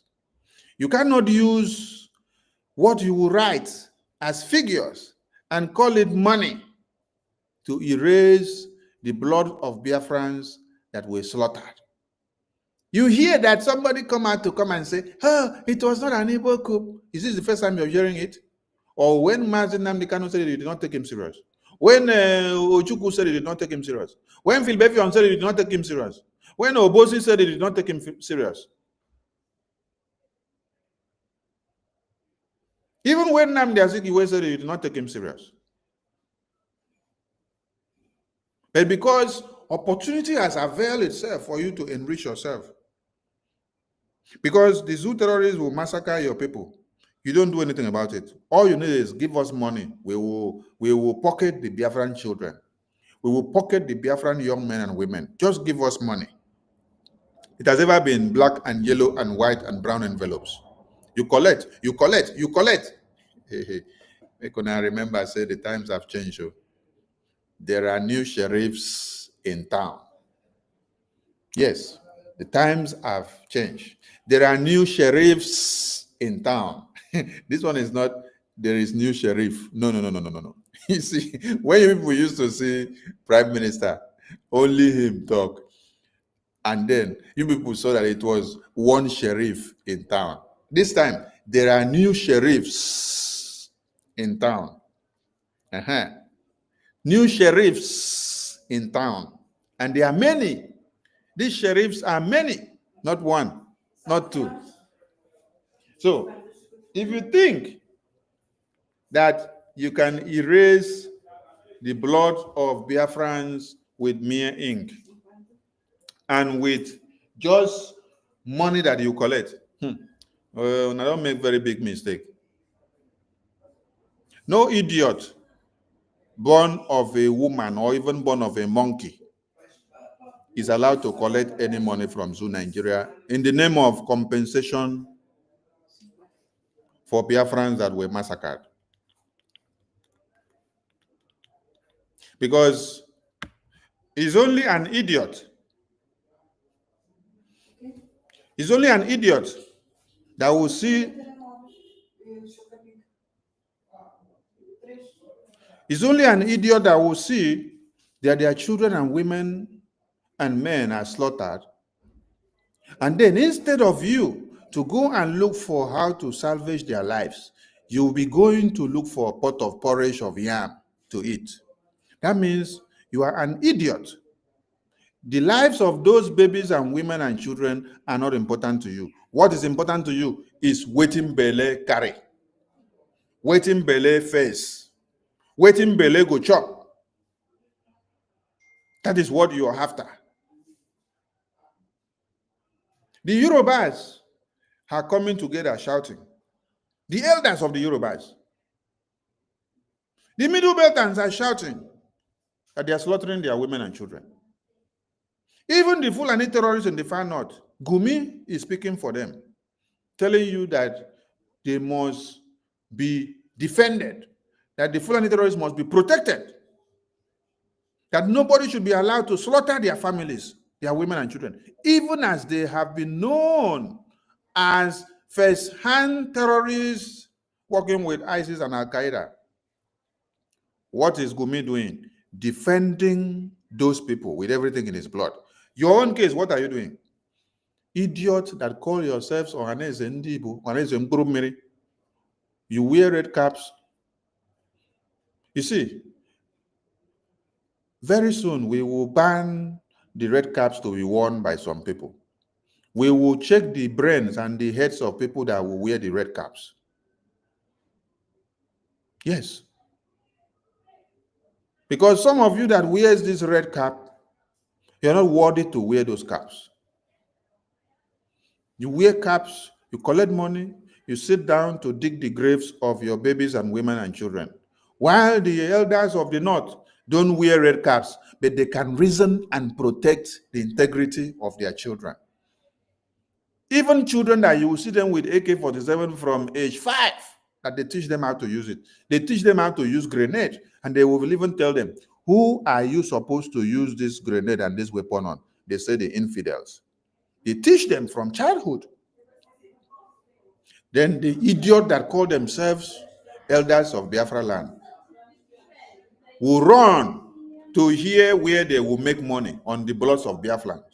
And they will run and go and say, yes, come and give us 100 trillion naira. We want to collect money as compensation for Biafrans that you were killed. So after you collect the money, what happens next? Will that bring back the lives of the Biafrans that were slaughtered? Will that make a Biafran to be long in one Nigeria? Will that make Biafrans to have their independence nation? Will that bring back the lives of Biafrans that have been slaughtered on a daily basis? Will that bring back the lives of Biafrans that were just slaughtered in Yamufu? Or the ones in Osu? Or the ones in Osumogu? Or is it the ones in Iyala or Uli? Or is it the ones that were slaughtered in Obibo? Is it the ones that were slaughtered in Onitsha? Is it the ones that were slaughtered in Emene? Will that bring back their lives? No, but you want to collect money. You want to collect money because your own is all about money.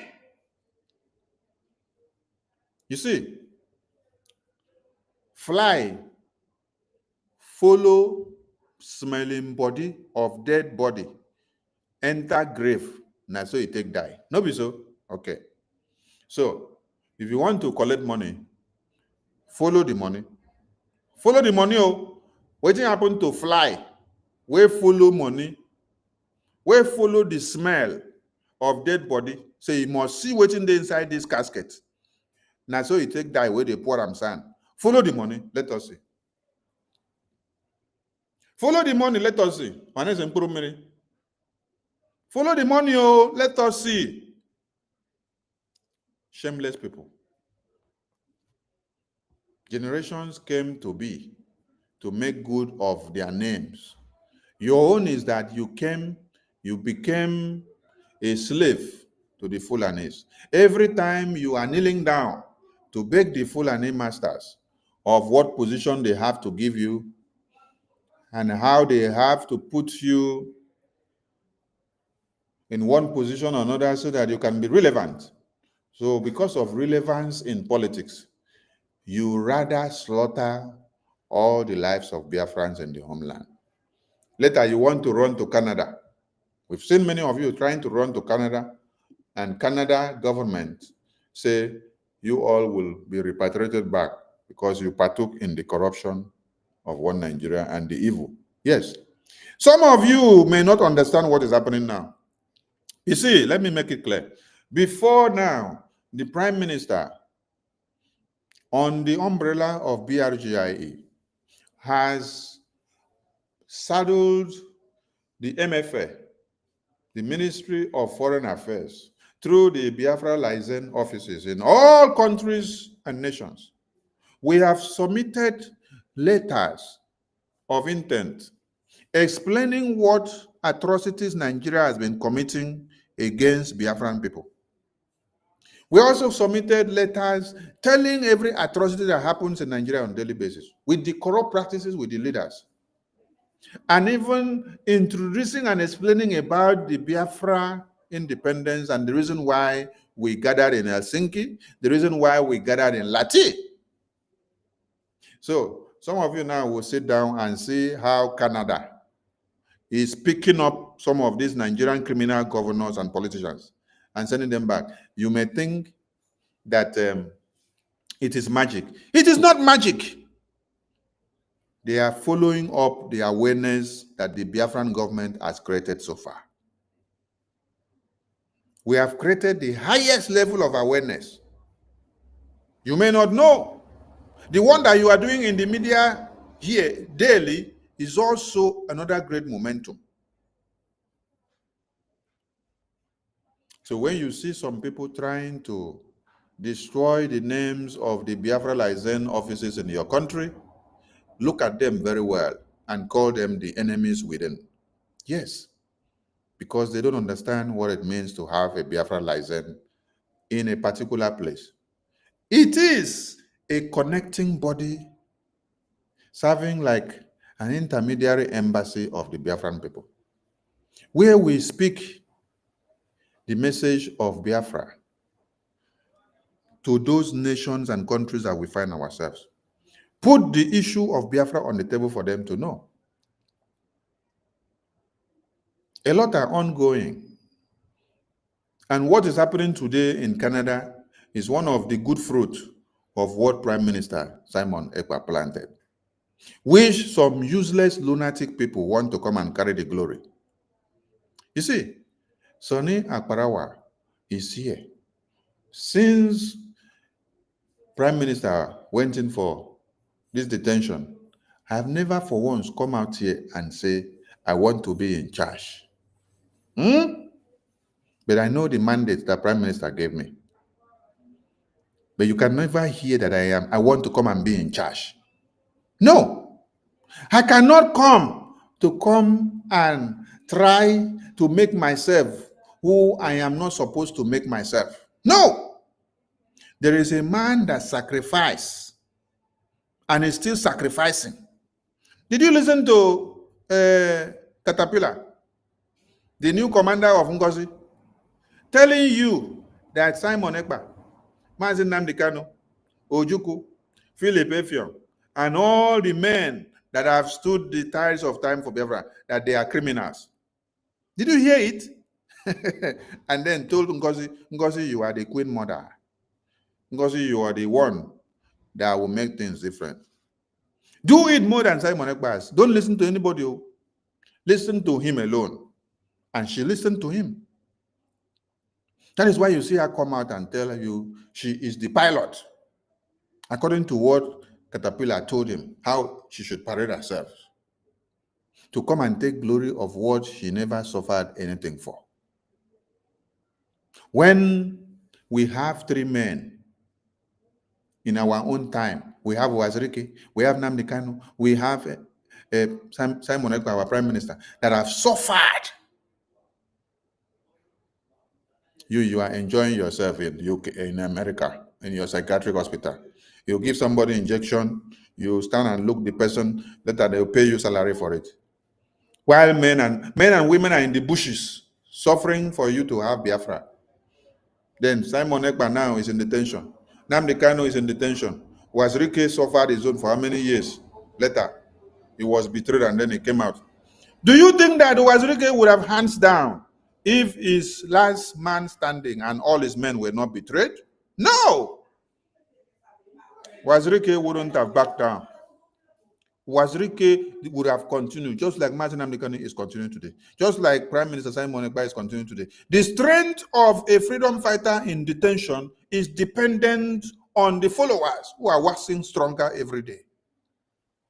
That Martin Nnamdi Kanu will come to court and tell you, wax on and wax stronger, Biafran people, that I am still fighting for you. It is because he sees that on a daily basis, all of you are becoming more formidable, more stronger, no matter anything that is happening. He sees the formidability in you. Make you hear, say, all of us, decamp. The defense in the homeland, decamp. Tell me how our supreme leader alone will be able to still stand convinced inside detention. No! So don't blame Uwazurike too much. Yes? Don't blame him because he did his best. But you guys knows ways and manners of going about to betray and betray and betray and betray. That is why you had to go this far to betray him. So tell those Mprimiri Ohanaeze that they go follow fly, enter the casket as they won't go collect the money. Tell them that is the message. Minister Ife, Minister David, Minister Success, Mr. University, Mazda K, Mercy, Solomon, Nenna, Rachel Fury, Ancestral, our COS to our PM, Minister Suno, and the rest of the ministers I see here. I salute all of you. Eunice, they will from here. I leave the mic for us to continue. I will be here in case clarifications of one or two. They will. Yeah, thank you very much. That's all the information. So let me move the mic now to David. Are you there? Mr. Success.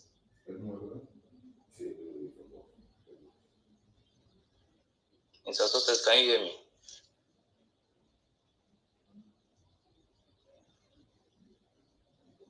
Okay. University. University, are you there? What is going on now? Can anybody hear me?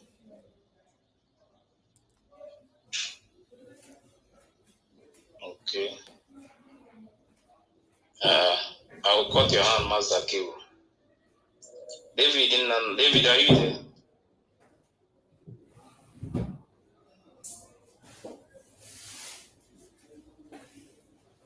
Okay. Master K, what do you want? Okay, let me give a mass.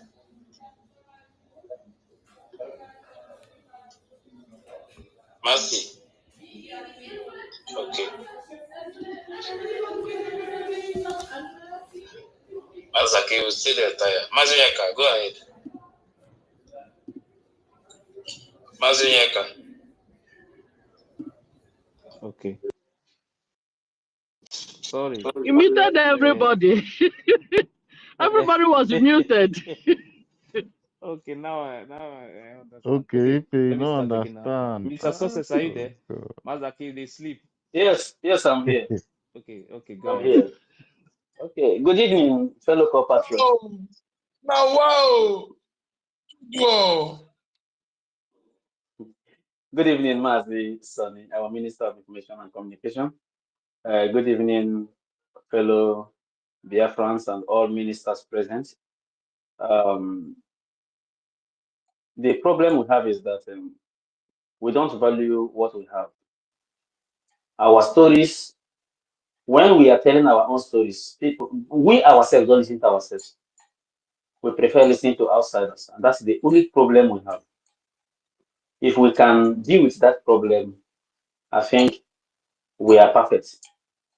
But this story of Igbo coup or not Igbo coup, it has been written in books and articles by different officers of different backgrounds and regions and tribes, including friends who were close to the army then, and the likes of Professor Woshoinka, who wrote Why We Struck.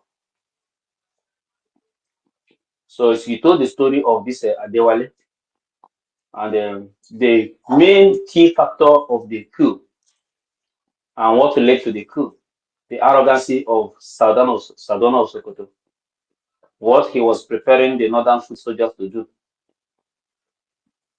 That is what led to the coup, to stabilize the useless entity created by Britain called Nigeria.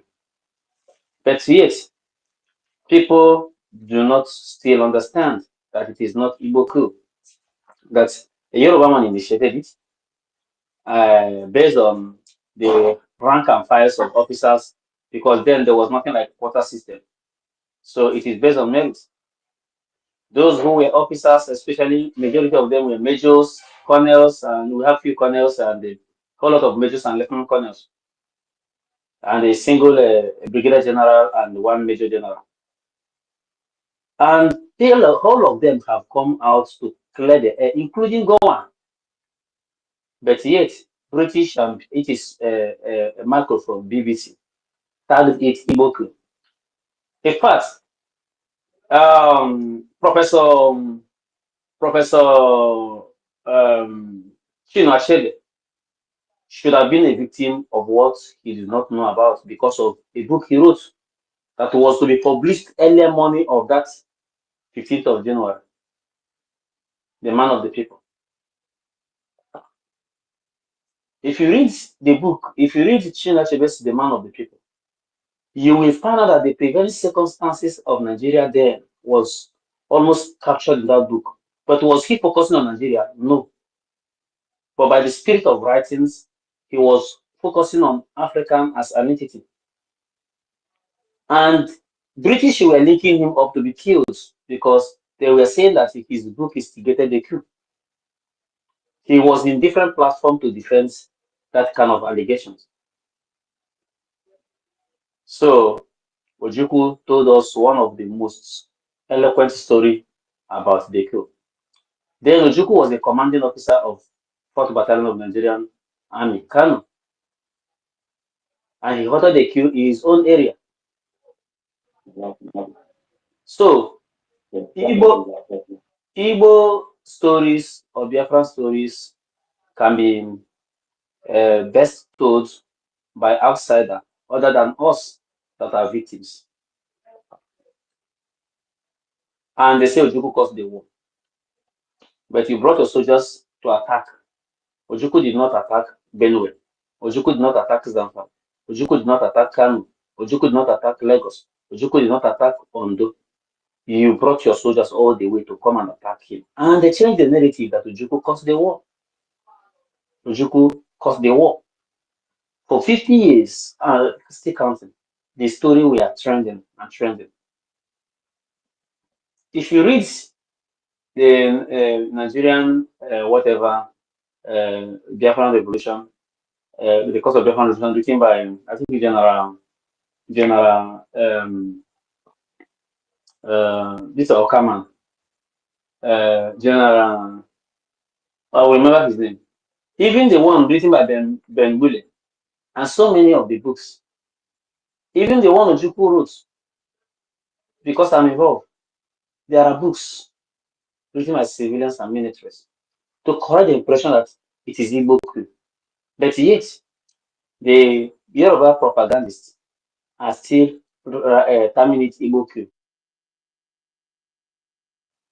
We will sacrifice ourselves to please the Yorubas and they will turn against us. In 2 occasions, it happened within that period, where they want to install Awolowo as a head of state. Second one was when Ojukwu was fighting for Ogundebe to become the head of state, because he is the de facto commander or second in command to General Johnson. But Ogundebe went to London and he became a high commissioner of Nigeria to London. And Ojukwu was on the ground fighting for him. What a betrayal! What a betrayal! Igbos, that alone cost Igbos how many thousands of lives? Is it the Aguri incident? Whatsoever that Igbos or Biafrans try to do to please their one Nigeria, it will turn against them and to cost life. At least I was a witness in the year 2000 when Mohammed's status was drawn with a short sleeve in faraway Afghanistan. And they killed Igbos in Kaduna and Kano. The only governor that had the temerity to retaliate was Ojizo Kano.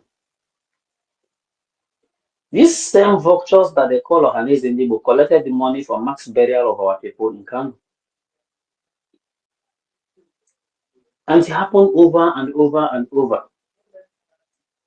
Even of recent, the immediate past governor, illegitimate governor of Anambra State, Obiano, said each one person killed by Fulani, they should pay 500,000 naira. as if that was not enough. Ohanaeze, as of last year, prepared to go and plead to Fulanis for forgiveness over this state Igbo coup. That everybody now is jubilating and it's no longer working now. But this same Ohanaeze that is asking for this change, how many trillions of naira, we are preparing to go and tender apology to the Fulanis over this very matter. And you tell me that they are normal. But my problem is that I don't know which of the branches of Ohanaeze because they are breaking into pieces now. They have torn themselves into pieces because a house that divided against each other cannot stand. So IBAB coming to tell the story, it is not a new story to us. We have read books of civilians and of military and of eyewitness. We understand the whole thing that transpires, and we apply the same principle in this present revolution. Our problem is that we do not think of what happened yesterday. We say, nah, can't shake for Morgan, let us move ahead. Moving to where? The road path to your future is the history of yesterday. If you're not shaping the history of yesterday, you may not get to the destination of the future. Never.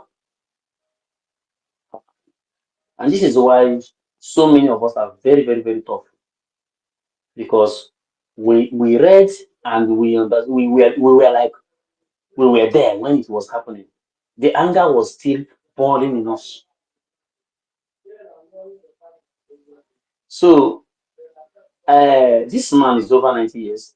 I just pitied him. He needs to clear his conscience. That is the actual genocide is going before he finally joined his ancestors. Because he, as a Christian, supposed to know better what the Araba movement of from 1957 down to 1966 mean. The Araba movement, it started in 1957, championed by Ahmadu Bello. During the British were telling them to calm down, they know what to do. They falsified the census. And they give a very small portion, just for like what they did. Sables are landlocked. And when you look at Anambra State, where we have the River Niger, there's the one they call River Niger. There are many rivers in Anambra. Where we have the Orase River, where that didn't go to the Atlantic Ocean in Bayelsa. If you look at Abia State, you have the Owaza River that even leads to the Blue Sea, Azumini River, the Blue River. It is a big river. Then you look at other places, there's a holy river that surrounds our land, and yet they claim we are landlocked. By trying to partition those places and give them one useless nickname and put an enmity between them and the hit, you are not one. Who are doing all these things? The Yoruba journalists, they learn well from the British. So Ohanaeze did not start their shenanigans today. Last year they went to beg Fulani for this mission. Today they want to marketize this very mission, this very truth. And they know what awaits them. They really know what awaits them. It is not about coming on pages of newspaper to make claims. 5 million people died, mostly children, and you want to benefit from their blood. I think there's nothing to swear about. There's nothing to swear about. Then as of those who are distracting us, who have no more topic or update, when our legal team in Finland was still updating them, they were doing Buga.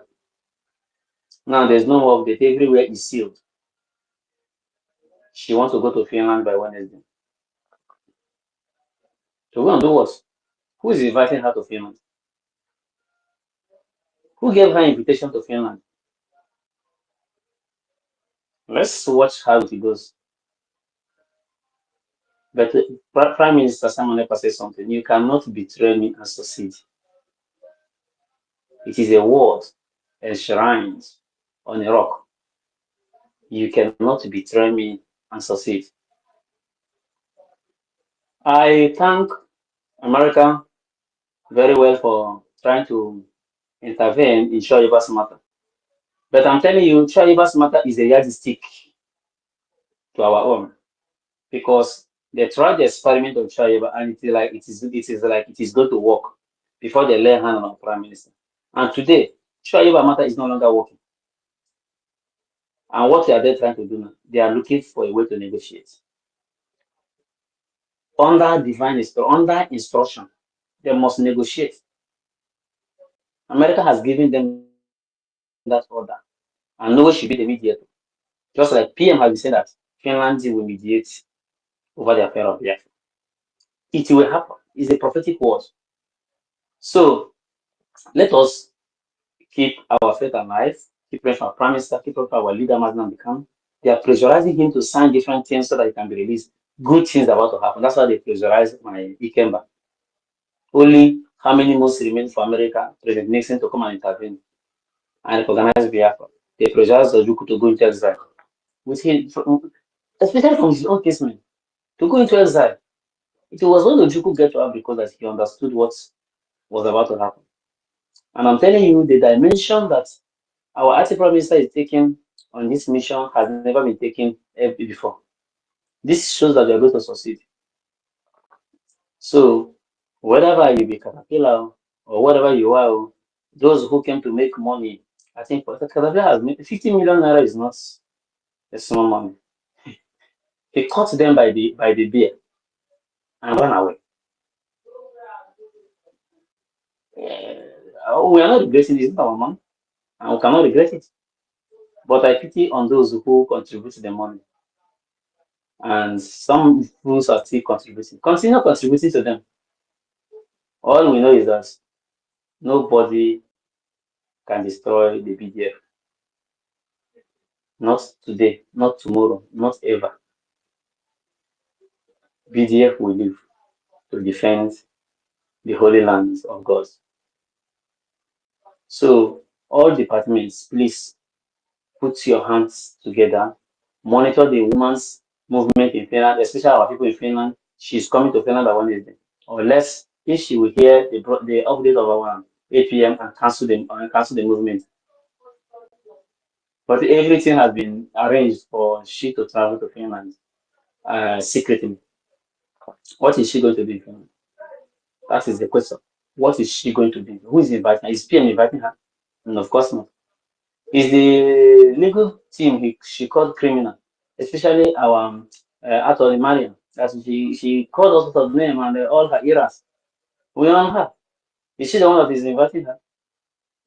So the business that they did not conclude, I think they are going to conclude it. It is dead on arrival. It is dead on arrival. One victory is that PM cannot be extradited. That is number one. Number two victory is that he is going to be released, whether they like it or not. They will free him. Number four, which is the final, number three, which is the final, is that the recognition of Biafra will start from the USA. Will start from the USA. And then that is the final victory. Including our leader and all detainees will be released. So keep eye on the ball, according to our Prime Minister. All eyes on the rising sun. Shuko Kigabema is about to do something. Don't get tired. Keep preaching and preaching. BDF will leave. The Briggy will leave. Briggy is our vehicle to the destination of the United States of Biafra. The United States of Biafra is the destination. Briggy is the vehicle. We are still going home. We are on our way going home, and we are in a vehicle conveying us. The vehicle conveying us is Briggy. So, and our pilot now is acting on behalf of our Prime Minister. Our Prime Minister said, I'm not going to hand over this baton to anybody. I am going to finish the race. I'm going to finish the race. So in case those who are taking faith away from our prime minister and they confirming it on somebody who doesn't understand what law and propaganda means, cannot differentiate between real news and propaganda. If that goes, that means Biafra will be a foolish nation. But over it cannot be, because wise men are here. More than millions of wise men are here ready to receive the new nation. Work towards your success and make sure you continue to support BDF, continue to support the liberation, continue to pray for our success. Chuko Kikabiyama will help us succeed. Thank you very much. Thank you very much, Mazi, for this opportunity and time you gave to me. And those who are celebrating IBB's book, they should continue celebrating. It is not new to us. They should go and get all those books like we mentioned. There are a whole lot of them, including the scripts written by Zobo himself. I've come across such a script, and details of the queue was there. We are there. There are so many others. Go and make research. It is not a. This man is a copycat. He's just a. He's a copycat. Hmm? He copied from other people. What happened in his regime? He lied in everything that happened in his regime. And people are jumping up and saying, no, he's not able to. Ohanaeze said, okay, since he's not able to, you have to give us this is also trillions. Idiots everywhere. But you've forgotten that you have set up a panel to go and beg Fulani. It is in the news. Please, will let us go and dig out these headlines and start flooding to Ohanaeze, the shameless elders that they have, not we, because I cannot have such person as an elder. They say respected. A foolish boy can grow up to become an elder. That is who they are. They were foolish when they were in their youth, and they have grown up now to become an elder, and they say respect an elder. I don't have respect for such folks. They're idiots. They cannot stick to their words. They are businessmen. They are buying the dead body of our people. It doesn't matter if the one once there's money, you don't have problem. You can kill as many as you want to kill. We are comfortable. We can send our children to UK. Very soon, all of their children and family will be deported. All will be deported, and they will face the wrath of their village. If they tell a Koreman that he will be in prison until this time, will he agree? And he was even imprisoned by a corrupt British government. It is not now that we have a saint who in America that is looking into every corner, that all of them are going to escape it. Never. Trump and Elon Musk and Mark Rubin can never allow them to escape this. So here I anchor my submission. Thank you, Madam. Good evening. Yeah, thank you very much, man. Success. Thank you for that. University, are you there? University, are you there? Dave. I am here watching again. Who? Yeah, go Mazis, ahead. can I ask question? Because please, my battery is running down. Nobody should unmute again. No. Nobody. Well, I don't like this kind of unmuting your mic without calling your name. Please, everybody, calm down. University, are you there? But your voice is very low. Can you hear me? Yes, it's okay now. Please wait first. Let Mercy go. After Mercy, then you go next. Yes, Mercy, go ahead. Thank you. The question I want to ask, how are we sure this woman is not in Finland already? That's all I want to ask. My battery is running down. Please, thank you. I know 8 p.m. too. How are we sure she's not there already? Have to stop her immediately. So that woman is evil. If she could be there for 2 weeks and PM didn't know, and now she's planning to go in 2 days' time. Thank you. Okay. Anyway, she's saying that she wants to go. What else is she going to provide? Everything. Rage, stop this thing first.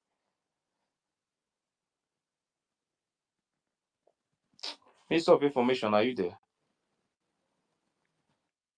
I beg, bring rage down. I will drop him now. Sources, Can you hear me? sources. Yeah, can you answer the question, please? Can you hear me? Yes, I can hear you. Okay. Somebody said, how are we sure if she's not there?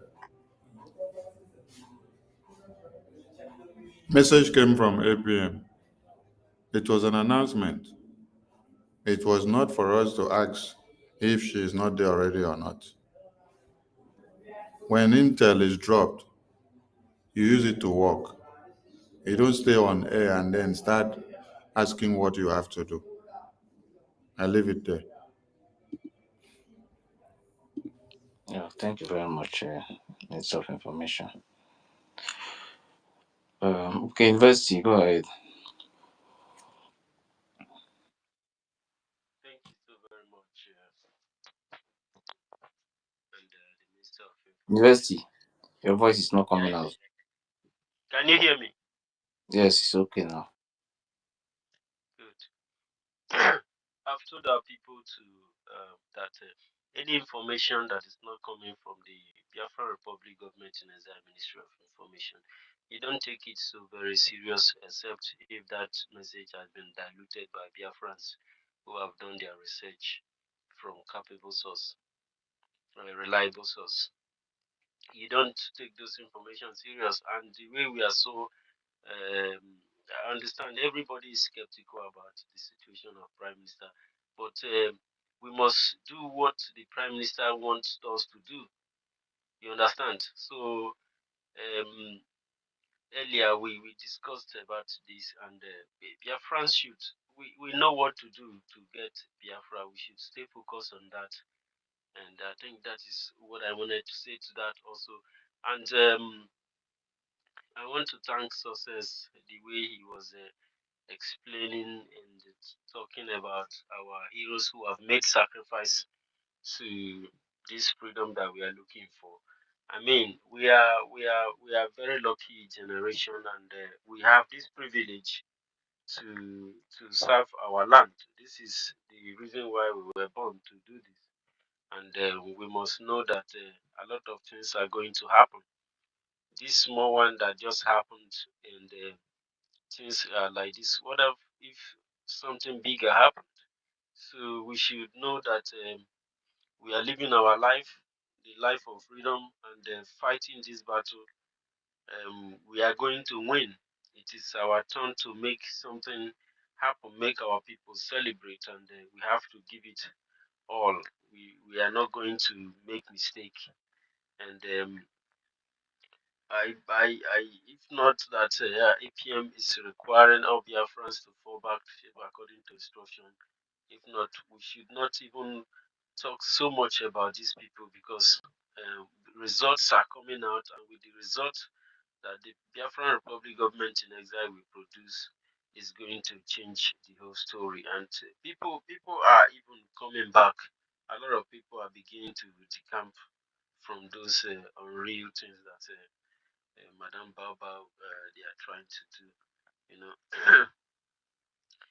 as regards to the security of our land, and our information minister lamented about sabotage. People collect money, and out of that, you see, when people are out of desperation, you make mistakes. If your decisions are flooded, you are going to run into a very serious danger, to the extent that you start, giving criminals money to kill your people. That's the highest crime and the highest sabotage that can ever be committed. We have seen everything in this struggle. We've seen so much, you know. Now we see people who gather Biafrans, collect millions of Ejema from them, and give it to Caterpillar. Don't know, give it to Ebubago to harm your people. There is no sabotage, there is no sin that you will commit against yourself. If you are able to commit sin against yourself to the extent that there are loss of life, waste of resources, and even being duped in the process, This is the biggest shame that will ever happen to any individual in a system like this. So we are fighting, and our ancestors, they are watching, they are supporting. Heaven and earth is very happy with us in what we are doing. Yeah, but there are human demons who do not believe in freedom, especially if such group of people happens to benefit from you being oppressed and incapacitated.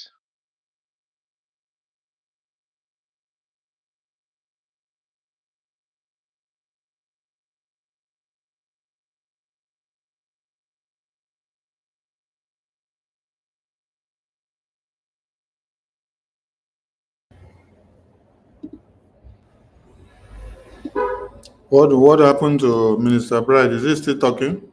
I can't hear him anymore. Can anyone hear him?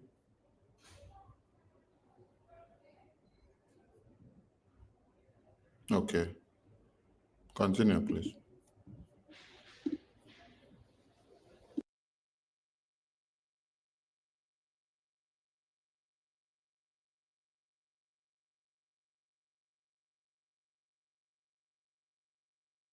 Talking pay serious attention until Nnamdi Kanu begin his work. I think if the Minister of Information is not hearing me, I have to. Okay, okay, Diokpa, thanks so very much. Our place, when people other places, people are beginning to understand the reasons for peace and unity. They are very, very well organized. But in our place, people collect money.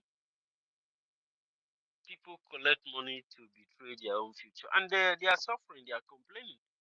Even somebody who complained the most will still be the exact person that will even not think about anything when they give him money. But the Biafran gatekeepers will keep the gate of Biafran people safe. And if anybody try to pass, they don't have any space to pass. And I thank God that we have a very formidable Ministry of Information. That is, this ministry has its own police. It has its own internal security as a very large network for the liberation of our people. So I appreciate us. I continue to advise us to do what we are doing. The resources that we are giving to the defense of our land will never be in vain. We have invested so much into the system that we cannot allow anybody to just come and make something and say it deserves itself. Such thing does not exist. It is too bigger and too very complex than whatever anybody from any group is trying that he can just make. There is a unity of purpose in this system that is very strong. So you cannot be able to break anything. Our people are suffering and dying. And to alleviate that and pull out the terrorists out of our land is our mission. It is a duty as this responsibility falls upon every single Biafrans that are privileged among the chosen ones. Thank you so very much, everybody. And if I yield my mic here, thank you so much. I hope I was heard because I'm using my smartwatch to receive this broadcast. Yeah, thank you very much, University.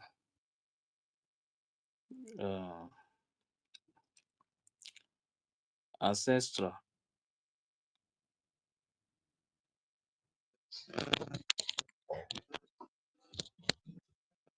Good evening, everybody. Good morning, good afternoon, depending on our time zone. Am I coming out? Am I coming out? Yes. Okay. So now I want to say something based on what our information minister said, based on this Assessor. Ohanaeze Ndigbo. Hello? Assessor. Yes? Yes, noise is coming out from your side. Are you using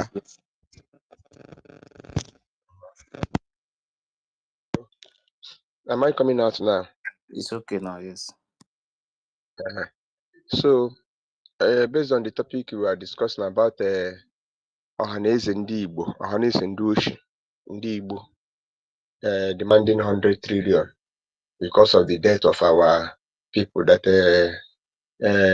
IBB, what is his name, Gowan, and other people have said that the Igbo Q, the Nigerian Q, is not Igbo Q. They have confessed. They know all these things before. One thing all of us have to understand is that Ohanaeze and Igbo are not representing Igbo people. One thing we have to know is that all these Ohanaeze, you see that is being appointed by Fulanese through our governors in Eastern region. Now, the recent one that happened, you know, I was one time a member of Ohanaeze Igbo Youth when it was going fine. The last one that was good before Iwu Anyanwụ became this thing. It was this man from Imo State that he used to become his turn. That man was a staunch member from this thing.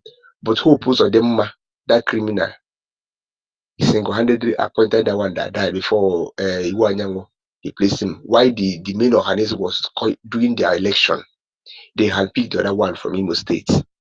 That one who fought for that one died. Then it reaches the time of Iwu Anyanwụ. Iwu Anyanwụ was there. Nobody opposed him because there was no much opposition. He was there and he died.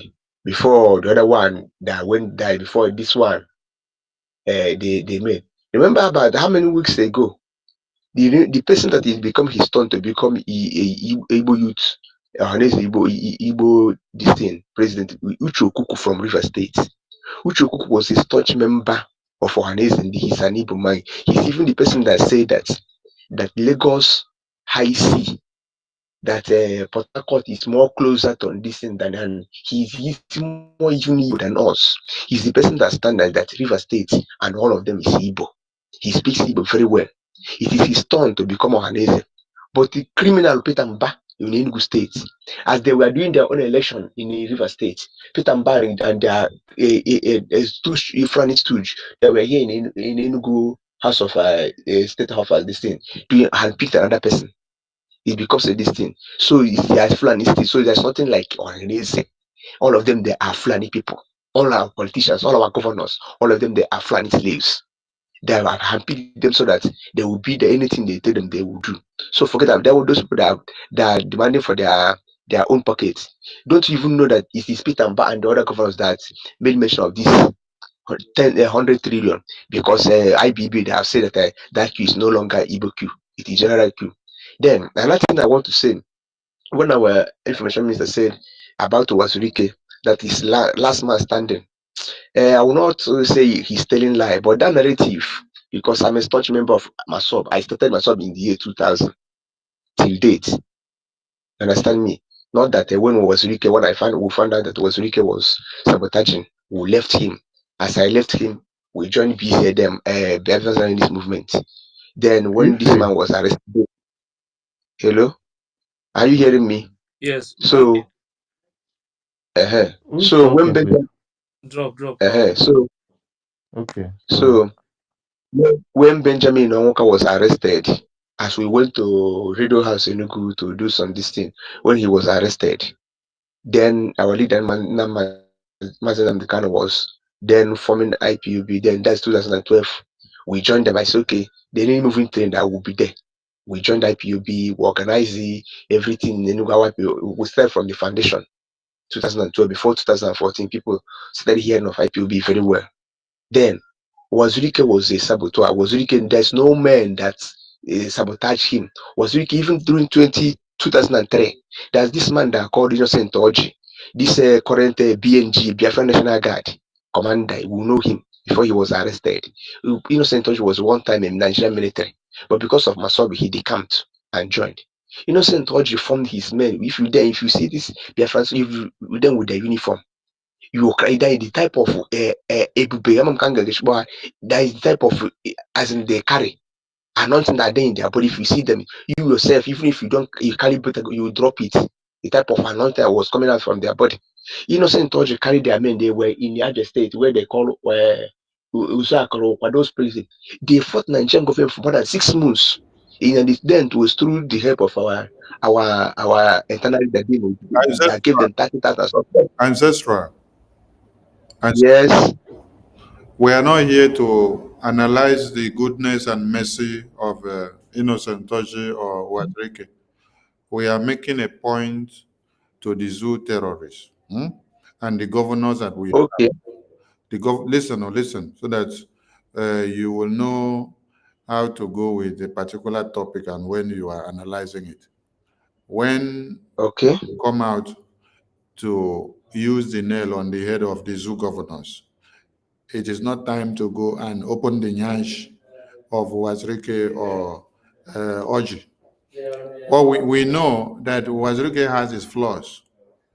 Didn't you listen to the man that was in the panel who wrote the book? They asked him, in your book, you scolded General Ojukwu. He said, yes. He said, thank God that you pointed that out. But I fought on the side of Ojukwu. But in my book, I scolded him and then I pointed it out. But at this very point, I am here to defend that same Ojukwu and the Biafra side.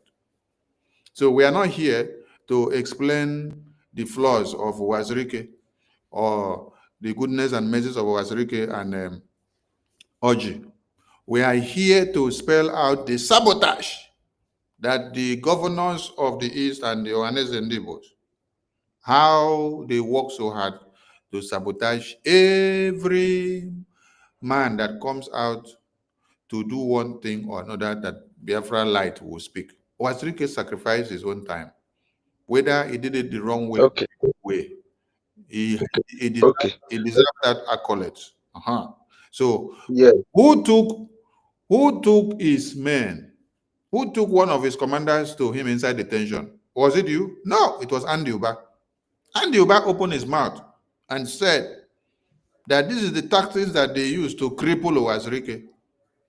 They took one of his gallant commanders to him inside detention to weaken him, to show him that this is the last man standing. So we're not here to dig into the goodness and mercy of Wazirike and the way he got his flaws or that of Oji. So keep that one aside. Nail on the wickedness of the zoo. For now, we are praising Wazirike. Don't sing his bad side now. Sing his good side now. That is what we want to sing now, so that we can use it to kill the bed of the zoo terrorist enemies that we have in the governors and the Ohanaeze Ndigbo. Thank you. Okay, thank you. Yes, Wazirike did his own this because I remember when that time when nobody was proud to speak about Biafra. If you want to speak about Biafra, you go to your neighbor's ear and be shouting that like Biafra. But Wazirike has a boldness to declare it. It is on his mandate that all of us are. He tried very well, but he has his flaws. It was this Uchechukwu Melije and this man you called Ifeanyi Oba that destroyed him. But that one apart. So it isn't them, all of them, that the same people that are members of Ohanaeze Ndigbo. All these politicians, that are them that is doing all this work, trying to this thing. So, but what we are saying is that, like we said, that this generation have come to restore Biafra, no matter anything they do. So we should know that these politicians, they are Fulani touch in our, so they can do anything. People that will even be praying, Fulani, come and let us come and give you land so that you do your ruga. You see what Peter Mba is doing in Enugu, destroying people's houses, doing everything. He's building, why he's not building anything, making people to suffer. Or the same thing in different states. That's what they're doing. You understand? So the Ohanaeze Ndigbo is the problem we'll have. And the other, okay, let me stop so that person will continue. So thank you very much. Yeah, thank you very much, Ancestral Warriors. Please, it's very late on my part here, please. Don't start. I don't call your radio. If you do this thing again, I will drop you. I'll give another person mic. Understand? Allow me to call somebody, or you control it. Please go ahead. Okay, I should go ahead. Already Will call I go your ahead, name sir? now. Oh, okay. Thank you very much. Please, don't be offended. It's very late in my side. Greetings to you, great dear fans all over the world. I greet you, my honorable Minister of Information, and our Minister Success. I don't know if he has left. Thank you very much, sir, for your time. To every great dear fan that is present here, especially our mothers and our sisters. Is any one of them here? I greet you all. Special greeting to my Prime Minister, His Excellency Simon Ekpa, and to my great leader Mazin Nadekano, as well as our beloved acting Prime Minister, His Excellency Kelly, who is acting on behalf of our Prime Minister today. A special greeting to the entire Biafra Liberation Army, the Biafra Defense Forces, all the personnel from the greatest to the least, from the Chief of Defense Staff, Triple Star General Igwe Butuzo, Chief of Naval Staff, David Black, to all the great commanders, Holy Ghost, Gentle, Liquid Metal, UTC and UTC, you know. I really greet you all for protecting the children and the women of Biafra, for protecting the old fathers and mothers of Biafra, the youth of Biafra. That is what you have always been doing. Thank you very much for your endless sacrifice. We I'm talking about the topic here, you know, it's this why, you know, sometimes it really breaks my heart to see that elders that are supposed to be filled with wisdom are the ones that display a lot of foolishness and stupidity today. You understand? So just imagine Ohanaeze saying they should be giving some millions of naira. So with those millions of naira, are they able to replace the lives, millions of lives of Biafrans that we have lost? Look at the way elders are reasoning, because to them it's just all about money, money, and money. Give the elders of Biafra from Pandefu, IDU, Isoko Development Urban Progressive Union, UPU. Give all of the money. Once you give all of the money, you know, they will sell the youth, sell their children. This is what they stand for. Okay, man, and these are people that call themselves elders. It's quite unfortunate. Look at now. These are stories that we'll be hearing from even our leader, Mazin Adekano, has spoken about this so-called Igbo coup. They always call. Explain everything. And like our Minister Success explained, a lot of books, a lot of our people have spoken these things time and times again. You understand? Just that when the truth is spoken by our people, we don't take our own seriously, like Minister Success said. You understand? And that is very quite unfortunate. That is very, very quite unfortunate. But when an outsider say it, this is when we take it seriously. We'll see it as truth. You get it? And because of this hatred they have for us, they keep subjugating us. They relegated us to in fact, to the lowest of the low. You understand? Marginalization everywhere. You see? Killing everywhere. Our lives does not mean anything to them. Every now and then they destroy our people's property, our people's job. That is very, sometimes it really pains me a lot when you see some of our people, they have the money, you have the money, and you cannot even put your money into the freedom of your people, into the liberation of your people. When Unadi is killed, you are killed. When Ogenero is killed, you are killed. When Ekaite is killed, you are killed. When any part of the Biafra, when anybody is killed from any part of Biafra, you are killed.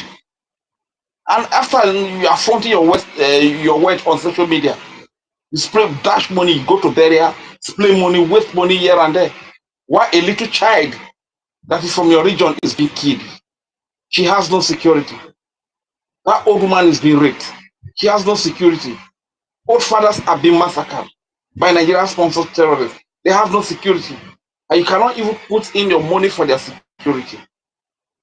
And you come on social media to be flaunting your word, throwing money away. Honestly, I really cry for our people. You understand? So sometimes I look at it like, okay, is it that it's foolish elders that God gave to us? Like it has always been said, it is the foolish child of yesterday that grows up to be an elder today. Eh? This is why I was very mad at our mother at our own. You understand? Because the mother that should sit down and see what and the local that let that mama go on top of the and he cannot even see what on the ticket. Is it fully yes? Because the ability of the elder to sit down and see what a child cannot see when the child climbs up. It's wisdom. He doesn't have that wisdom. And that he said our people to go and put money to new mandate that anything that happens should be held responsible. So if an elder does not have that, what do you use to decide that elder? Is it not a full elder? You understand? This is how very much some people say they should just keep it. It's only foolish that people look at every time. Whatever they call it. Till the death. That's what fought for freedom of speech. No. You see the day animation. Did that man die? Edwin Clark. You know even bear his native name. What kind of elders are these? You understand? Our elders are elders that once they collect money like this, they don't care about their children. Let the children go and die.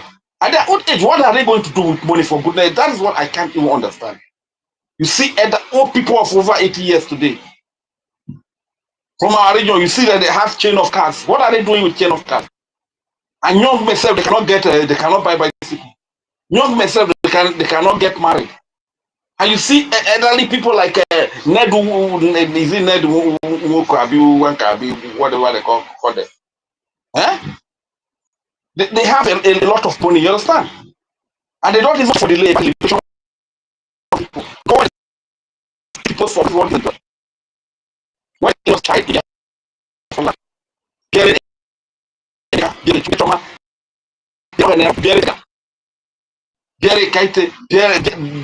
Biafra. When they see that young lady, young man killed, that is where they derive their joy from. When they oppress the helpless, that is where they get their joy from. They move around with their escort, battalion of mobile police, battalion of military, just to oppress. They are hustling to survive, just survival. We do not say want to drag. We just say that want to drag big mansions. Ask them. Give us opportunity. Let us also say that this is more for people. They say yeah, no way. They fight for everything. Policies that make life so difficult. A government that does not. You also manage to get a little thing to put for your table. The government still being with policies that make life so miserable. You understand? Honestly, it's very, very honest. I'm talking about going to Finland. I'm not saying anybody go to Finland. You understand? No evidence that she's going to provide that we don't have the kind of evidence. You understand? It's all the same of Nigeria is over. Nothing that President Ohanaeze is going to do to implicate Prime Minister. That is going to go anywhere. It's not going to more than what she has done already. You understand? So what I want to ask our people is that Finland is a relation that upholds rule of law. And they have their process. They follow the process. I know there will be influence to delay further. You understand? But let's just keep doing what we are doing. If it's donation, just keep it. If it is speaking, just keep speaking. If it's sitting, kudos to all people. You understand? This is like what? It's a collective. See what we are doing. You understand? At the end of the day, our prime will come and so anybody thinking that is going to be repatriated or is going to be extradited. That person is because it's a crime that they not even crime. It's not the same thing that they hold our leader kind of overflows in Nigeria with it. equal extent. They cannot even have any evidence of things are valid a year in it. So is it a plan that aspect of that want to convict Prime Minister for defending his helpless, innocent children and women that are victims of Nigerian social terrorists in unison and in Iraq? It's not the same thing that they are putting a trial over the minister.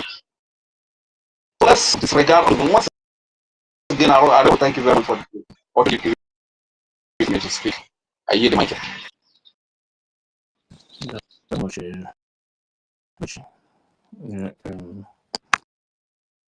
Mazunya, go ahead. Yeah, thank you very much. Thank you, my honorable minister of information and commission, deputy, all the ministers in the house. Thank you so much. More grace to my ladies and comrades too. You see, yes, IBB, Decedent and of Biafra Massacre Ohanaeze Ndigbo, not Ndigbo, Ohanaeze Ndigbo, Ohanaeze Ganja, wheat, Fulani. See, our province we have already banned that Ohanaeze, and that ban is still exists. Anything Biafra government said exists to me. I don't know how others take it. I take them, and Biafra government is the only legitimate government we have. So anything that comes from Biafra government, any news that comes from this Minister of Information, that is what exists. Those who know me, I don't joke with it. I don't expect my enemy to disseminate good about me or truth about me. So I don't look any elsewhere to get facts, unless outside. But here, any news, anything my prime minister said, this government said is where I stand. Okay? And that's what every genuine Biafran should do. You should do it that will make our government for make it happen, whatever they say to stand. It is we that will make it so. Others will join. So Ohanaeze is Ohanaeze Fulani. When I discovered that every group in that Biafra land that are known are being controlled by Fulanis. That is why when I would remove myself out from Igbo World Congress, Ohanaeze, they also People's Club, all of them also, the People's Club are the evil one among them. People's Club of Nigeria. Any group at all. The same thing is Nollywood. The Nollywood was also called Nollywood. The top three of the leaders of any of these organizations are controlled by the caliphate. How they control them? They make sure that their puppets are emerged leaders in those things. Okay? And those who they see as having that have much followers, like all those celebrities, they also try to incriminate them by using the governors to either to give them contract in government, make them government to serve in the government, or they send them to money laundering. When they go 2 or 3 times, they will arrest them and they sack a D. Example, Muhammad is the one that calls himself a chief priest. When they arrested him, he said, okay. So when they started, they can never speak for people again. So I want to show that when we understand all this thing, it will be okay. It will help us, because when you know your enemy, yes, you know that this is your enemy, then you will devise how to avoid your enemy or how to fight your enemy. It's better than when you don't know who is your enemy. Now, these are our enemies. They are all conquered puppets. All the appointed traditional ruler from A to Z. Why did they make them appointed? This Bangida we're talking about, Bangida was instrumental in penetrating our traditional stood. You know, when that time, when those guys, they call, they go, John Lebos at them, when they begin to use money to any amount you mention, if you don't, as a cabinet member of any traditional stood, if you don't accept the money, they will kill you. If you accept the money, that is where they use money to destroy our traditional stood. Before, when the governor, even if a governor comes to any community, he will visit the traditional ruler of that community, no matter how small, before he go to functional ground. Now he become then visiting governor. They know that something has already destroyed. That is where they want to use to conquer our lands. And these people they appoint, how sure are we? They are all our people. So a Fulani who grow in our land, they born in our land, he learn how to speak our tongues, and when he grow up, he travel out. Learn other things about our people. Yes, because then suddenly come back. They say, he lived in abroad for years. I come back to become a king. Maybe how many of us are even questioning to investigate where these governors come from? The place they come from. How sure are we they are actually from that soil? Who is their grandfather, great grandfather? Who? Are we doing this research? Just like the one in Eboyi now, that actually betting the Fulani attack to be attacking our people. How are we sure these people are our own? This is what will give you that courage to know that the only solution we have is to exit. Then we'll be able to use our system to fish these people out, to know who are actually the true blood. Okay? Otherwise, this thing will continue deteriorating, continue deteriorating. I wish our people would get this mindset to know that this is the only solution. That nobody, if you're not a criminal, you cannot occupy any post in Nigeria. So look at him. A criminal that have criminal case, now his weapon has come, he begin to prove to his girlfriend that he's a lawyer puppet. This is how everything is governed. Not only in our land, in the entire South. And you go and verify that the Fulanis, every state government have a Yetiala in the cabinet and in the government house there. They have Yeti, they have Fulani in the cabinet. And they have secret DSS that are actually scrutinizing whatever they're doing. You know how far these people have gone in conquering them. They are puppets. You are even more safe than them, more power, you have more power to them. They cannot speak him. They cannot only throw their muscle when they come to their own people. But Fulani, who is immigrant, they are the lowest of Fulani. Don't give any respect to any government in the south. Don't respect you because they know that you have been conquered. You have sold you everything. Look at Indian Wood. Do you remember when you go to say before you kill any Fulani, you first of all kill him? You did all those things for you to get give him for them to give him a governor of a Enugu state. Nothing.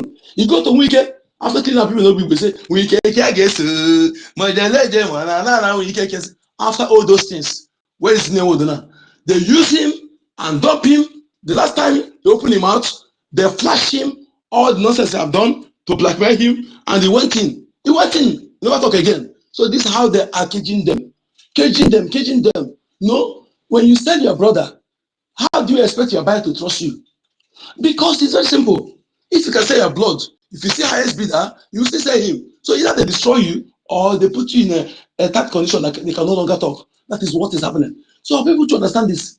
As for what they say, and I don't subscribe to that nonsense because it's medicine after death. All those things, there's nothing they talk here now that we have done know before. And I used to use whenever they say that people are against us, they don't want thing to specify people's mind. We must stop listening to these people and focus on our freedom. That is the only solution. Focus. Thank you.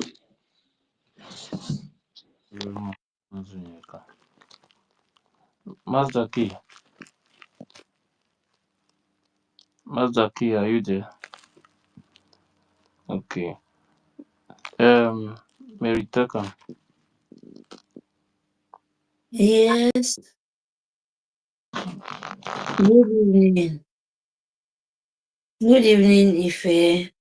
Good evening, our information minister, Mercy Sonny Akbarawa Sonny. Good evening, David. Good evening, Ibrahim. Good evening, Master K. Good evening, Jima. Good evening, everyone. Million Biafra, Simon Ekpa. Good evening, Stanley, Reggie. Oh, Mr. Snow. Good evening, everyone. You will not kill me, Mary. No. Sister Mary, I hope you're feeling good. This one that your voice is sounding this way. No, I'm good. Oh, I'm very, very, very good. That's good. Yeah. Good evening, everyone. Oh, Ima Essien. Good evening. Good evening, everyone. Our leader. Good evening. Itiade Kondo. Good evening. Our APM. Masi Kenkere Abasi. Yes. My people, I will just call the matter. Okay? Very short and one talk. Yes. They pay their France. My people. They show you Fulani and Britain to show you your life it remains meaningful. Not to pay them. This show you, if not our, if not Imai Kondo, Masi, Nnamdi Kanu, we're still there. This is the way they sold your life in the name of giving Fulani chance. They sign agreement with Fulani. What do you think? You have good roads? Do you have hospital? What good means of life do you have? That means that they signed your life to the Fulani.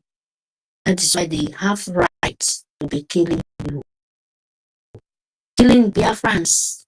Because Fulani have no right to, from their own foot and Jalon, to come to Biafra land. No place of to cross the border of even Yoruba land. Many, many miles away, come to Biafra land to destroy us. In this model life, this is a simple. If you've been sleeping before, by giving them this kind of trillion nairas, useless, evil toilet paper, where means nothing. Even a house girl in Europe, if you give yourself some years, you can have this kind of money. Talk less of, and your own elders, your own so-called old people, white hair, no be by wisdom. Yes, white hair, no be by you responsible. Some by you so useless and stupidity can bring your white hair come out. Because you have no wisdom in there. It means a lot, my people. That is why the Nigerian government politicians want to sell Biafra, not to give them money. Understand this. They want to sow Biafra land. Give the chance to wherever, south, east, west, even in the north, because we have in Biafra land. Often is Biafrans wake up in your slumber. Wake from your sleep. Because they want to sell Biafra land to Britain. So they can have chance. France, they useless, desperate, beggars. So that Britain just have that chance on the ground, still continue. Sold to you, to Britain, Biafrans, by signing the money of killing you, because different kind of terrorists in the whole world, that is the time they will wake up, because you're stupid. Both ISWAP, that is why they wake up. Terrorist empire of jihad. Even Britain will not come to your head, because they are the owner of the company of Nigeria. You understand me? So if you think what you're doing is just a mere word, you are joking. What I said this, let me say this so that I will stop. Sorry, people, because this is the first one I want to say before this topic, and what I want to say. Arab Fulani, an empire of jihad. You think you are a tortoise? Arab Fulani, you think it's a tortoise? You say, oh, they have sense. Let me tell you, you are a snail. It's a good one, careful.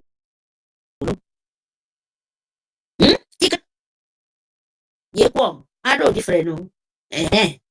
Tortoise and snail is different no. Tortoise bringing out is very sensitive animal, very clever as you know. And snail, it will still come out all the get shell. Because your rabbit say, I want to tell you why a snail. Now parable, and I just send this message, go and tell, ask, go and tell those people, ask kind of question I want to, this word, please let it reach that Arabo Fulani, wherever it is. You are a snail. You are not because you have no sense. Do you know why? I said you are a snail because you are a longer truth. You are very, very stupid. You bring your shell just like the way snail, snail have two horns.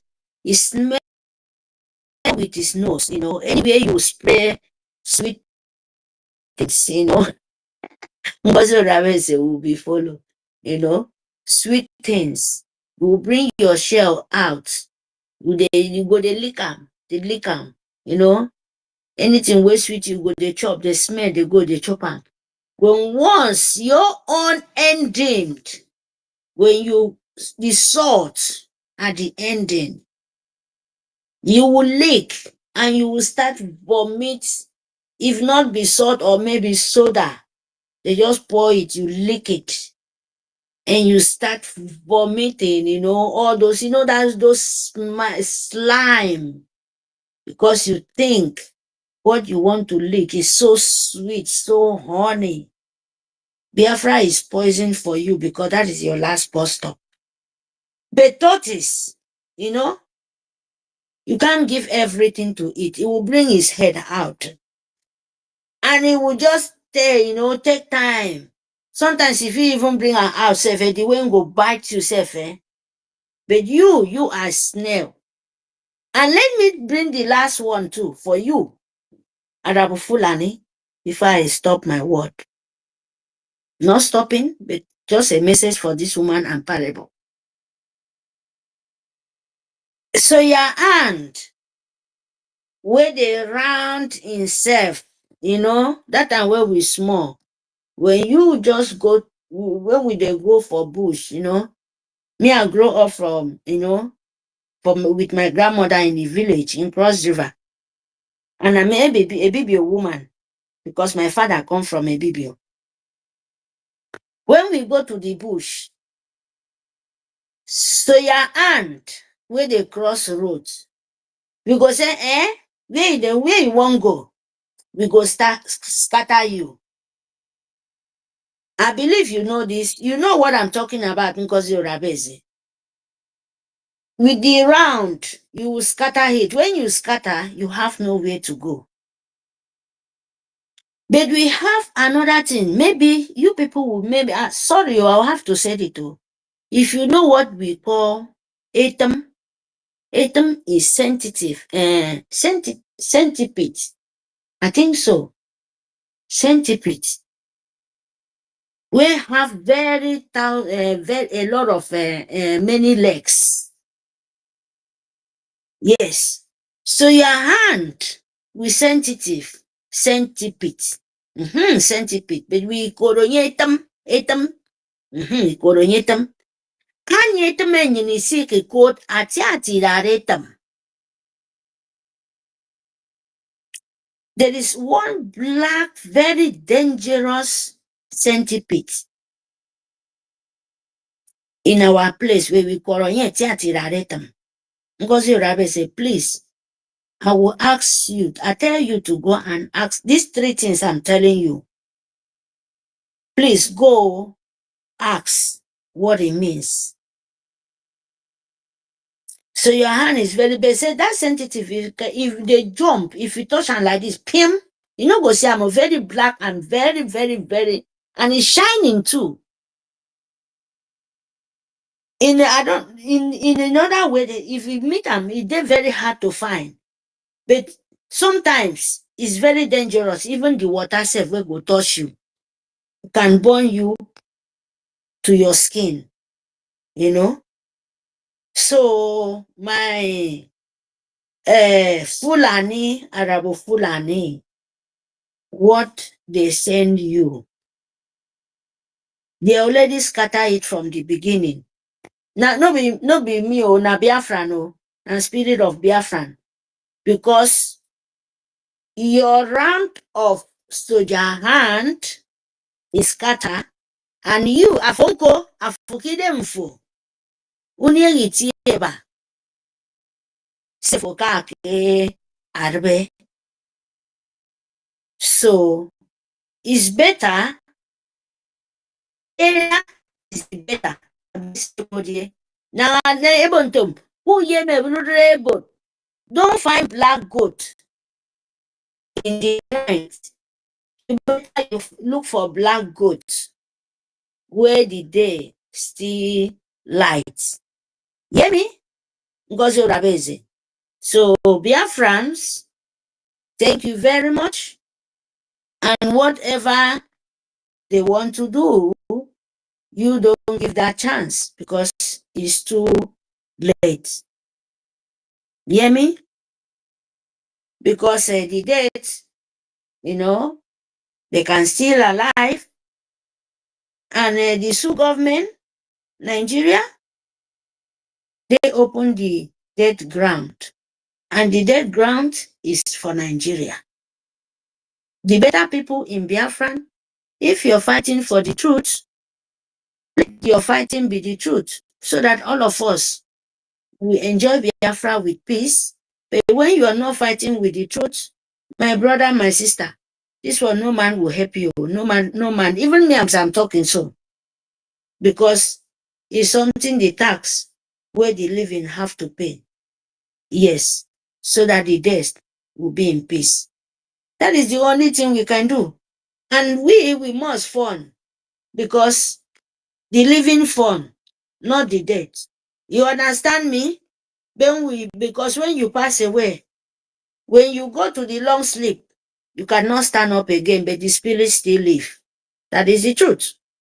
So my people, so your hand is scattered, and they are all blind, and Gozo Rabeze know about it. So what we can do now, we to find and look what belong to you. What is that? Biafra. Biafra, when you find it and you fund it, and you fund your liberation, your life, not be anybody life, because Sioux government can never let you be. You will not confuse yourself. You will not confuse yourself. If you do that, you're just lying. Just like some of the Nkita, some of the people, we don't even rotten, they call kata. Where I don't even understand. Rotten banana, things we not even move, things they cannot walk again in this world. Nigerian Sioux government is expire contract. So you must fund your liberation. Because no be you, then go use and repair am. No, unless now you allow it. If you allow them to use your blood to repair Nigeria, that is your concern. But the people who want to keep Biafra and make the peace in Biafran land and the living to be. Yes, it must surely be, because it's nature. No man can stop it. Thank you, my people. Nkenke Rabasi. May God Almighty bless you people. Bless you people for us. We have the small appreciation for the nature and our soldiers. May God Almighty continue to shower the blessing upon the earth and heaven to fall upon you people. Because without you people, we will not see today. Most of our mothers, our father, they will not come today. No matter anything happen, we must give God glory, Almighty glory. So thank you very much, our soldiers, information minister, all the lover of freedom. May God Almighty bless you people. Biafra, you know what you are. Freedom is not given. is taken by force. Today is Monday. You know that. May God Almighty continue to give you people the grace and the wisdom. May the moral head and the wisdom of Almighty God continue to be with you guys. Because through government, we are not going back. It can never, never happen again. We are here to collect what belongs to us. We are here to destroy, and we are here to make a peace. Anyone have peace, you will have it. Anyone have destroy, you will have it. That is what we are here for. Thank you very much for the opportunity to give it to me. Thank you very much.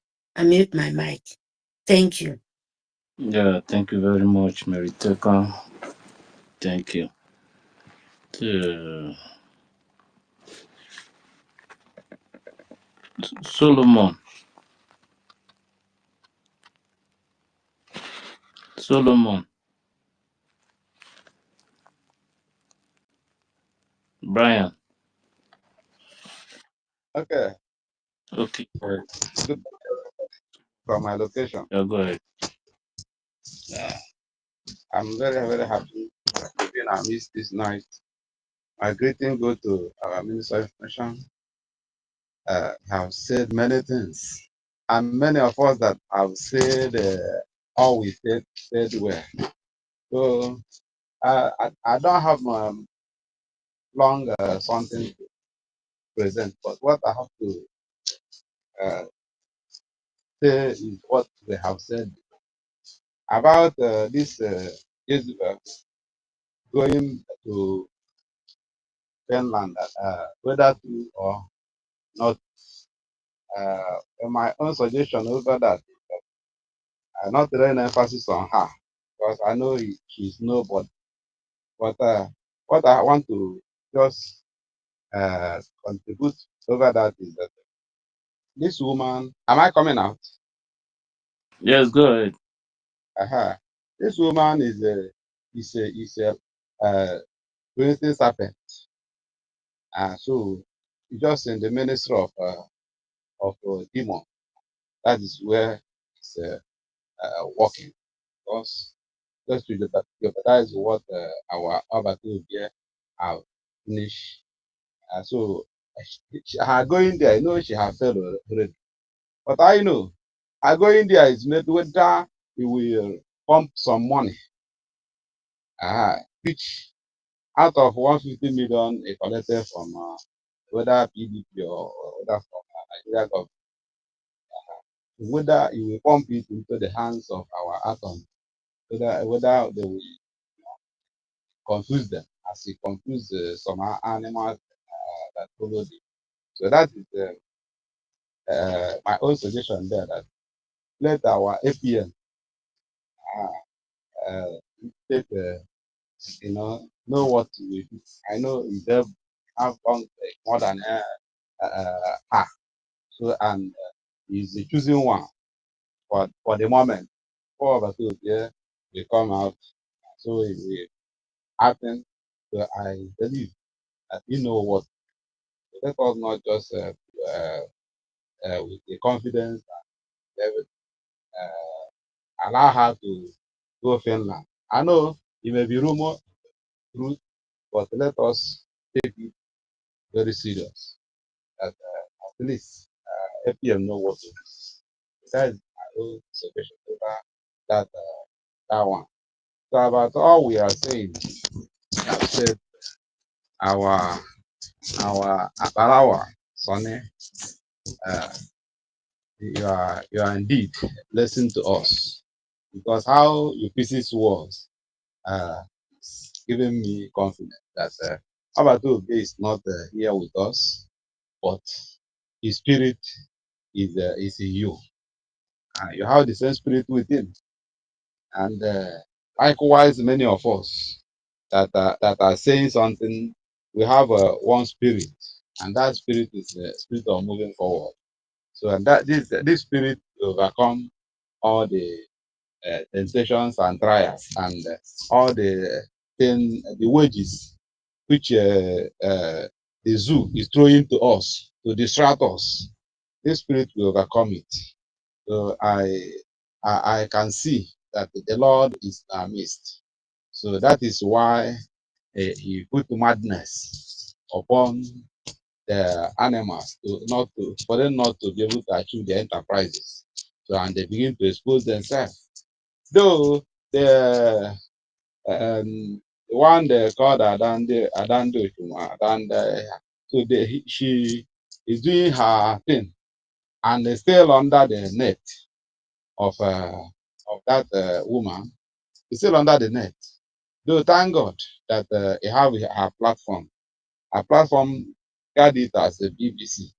You know, BBC sometimes you may say the fact, but their fundamental work is propaganda and force. So we may be one of the platform or one of the media that will not be trusted. So because her attitude and her act towards this problem we are in, he's architect of the all. If it's not of the fact that the woman, you don't know what is the back of the woman before you follow her and stand with her. But he's still talking some nonsense. After saying better thing, use another nonsense and pollute what he says. So of which it can be trusted. It cannot work with us. It cannot work in this government anymore. So as we hold it for Obatobia to come out, Obatobia coming, we say the final word. But as for us here, it cannot triumph or it cannot maneuver to come in here to as a person in the government. So that government they created, let them be there, but let us not hurt her. Truth is still coming out. We still be dishing out the truth. And the day he will submit with all of us, with all he's saying, she's saying, he's still saying nonsense after saying the truth, the part of the truth. He's still saying nonsense. So which that madness is still on him, on her. Without that madness, the truth will not come out. God is awesome God. He cannot cheat God. He cannot deceive God. He can deceive everybody, but they cannot deceive even your conscience. That's why sometimes when you get herself, like Saul in the in the Bible, when you get herself, that evil spirit will leave her for a while. You begin to talk truth, and after the spirit will stay conquer her. You come and say nonsense again. So let us regard her that not coming to us. They're not coming to us again. And with this, our people say that this leg Nama cannot use it to go Umuahia. That is so such a person they have exposed themselves. Our absence of our avatar will be in our midst have exposed some people that cannot work in this government because we can never be like Zoo. And Zoo can never the system of Zoo can never creep into us. Our system will be so unique in the sense that we make our government good. So such people cannot make us. They have a spirit of Zoo. That's why that is why the Indian charm, Indian talisman, or whatever thing ritual they do, cut to them. They expose themselves. So this is where I will hang my microphone. Let others speak. I'll help Biafra. Thank you very much, Solomon. Thank you for that. Brian, are you there? Yeah, greetings, fellow citizens of Biafra. I greet every one of us listening to us and every one of us here present. May the Almighty Chukwuka Biama continue to bless us and continue to replenish our pockets. I thank you, the information of officer in the person of Arawa. I think Minister Brian, can you hear me? 1 million. Minister Brian, can you hear me? Can you hear me? I can hear you. I can hear How you. many people are left to speak on the speaker session?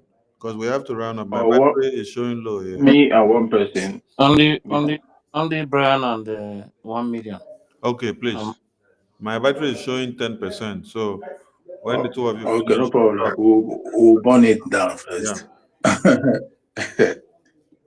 Okay, I will make it snappy, understand? So thank you again. Let me dive into the topic, understand? IBB, a descendant of Biafra Massacre Ohanaeze, whatever. So there's something reference you all should know, that the innocent blood of Biafrans has clouded the air in our land. The innocent blood they shed on or before that 1966 coup and that of Biafra War has clouded the air. And the effect of this is what is dealing with these people, because the souls that they killed unjustly that clouded the air is not happy until Biafra comes. That is when they will be happy to settle in what they were killed for or what they fought for. So the so-called Ohanaeze Ndigbo that is going and parabolating, going to collect money, they should not forget that the money is blood money, and they will all buy in it. Understand? Because of these souls that have clouded the air, that are restless, that blood has clouded the Biafra land. They should not forget in a hurry of what happened to Iwanyanwu, or what led to the death of Iwanyanwu. They thought it's a natural death. No, it's still the same people they killed that caused his death. Why? How? When they stoop low to say let us go and beg the Fulanese of what happened, because of what happened in the Biafra, the coup and the Biafra war. Today, or even before now, when our eternal leader was saying that they never believed it, now one of theirs have come to say the truth again. Not come to say the truth, have come to confirm the truth, because we already know the truth, except the evil ones that decided to not to recognize the truth. So them that are wanting trillions, they will go down the same way Iwanyanwu went down. And the rest of them that will make that move last year, that our prime minister, everybody condemned the last year. Because we cannot stoop low to the slaves. We are masters, we are the owners of the land. We can't stoop low to our vomit, having murdered our people, as in taking lives, innocent ones, young ones, pregnant women. And they all wanted to go and beg them last year. And Iwanyanwu paid for it. Even Obiozo, the one that came before, the predecessor, made the same move and he paid for it. They should know by now that those things are lessons. They should know by now that those bloods are not happy with them. They have not forgotten what happened. They should also not forget that those lies that have been told about Biafrans, the coup of January 15, 1966, was something that led to the killings of today. We are still, because they were trying to avenge something they caused by themselves. The something that led to the 1967-1970 war, because they are trying to avenge what they caused by themselves. They should not forget that there's something that was called Igbo pogrom. Igbo pogrom of July and August 1966, that is after the January 15, 1966 of the so-called coup. They should not forget that the souls that clouded the air that today that are not happy, in that time, in that day of July and August 1966 of pogrom, it took the life of 30,000 Biafrans, of which our Prime Minister of Information here, as in touched. Understand? They took the life of 30,000.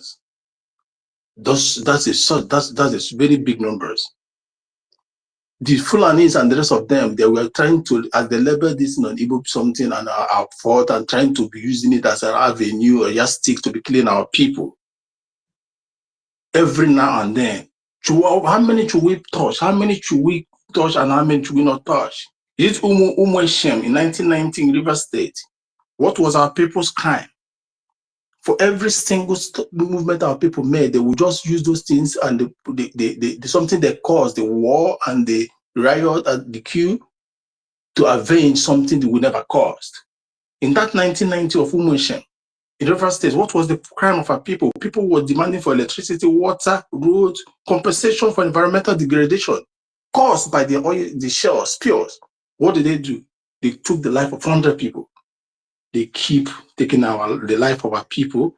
And you think these people that have taken their lives, they will allow you, the stupid Ohandara, live? Their souls have clouded the air. Their blood have clouded the air. So whichever movement you make, they will come for you and they will kill you. And that is why our men are winning the war in the back in our land. Because they are in support, their spirit are in support of them. Go and get us victory.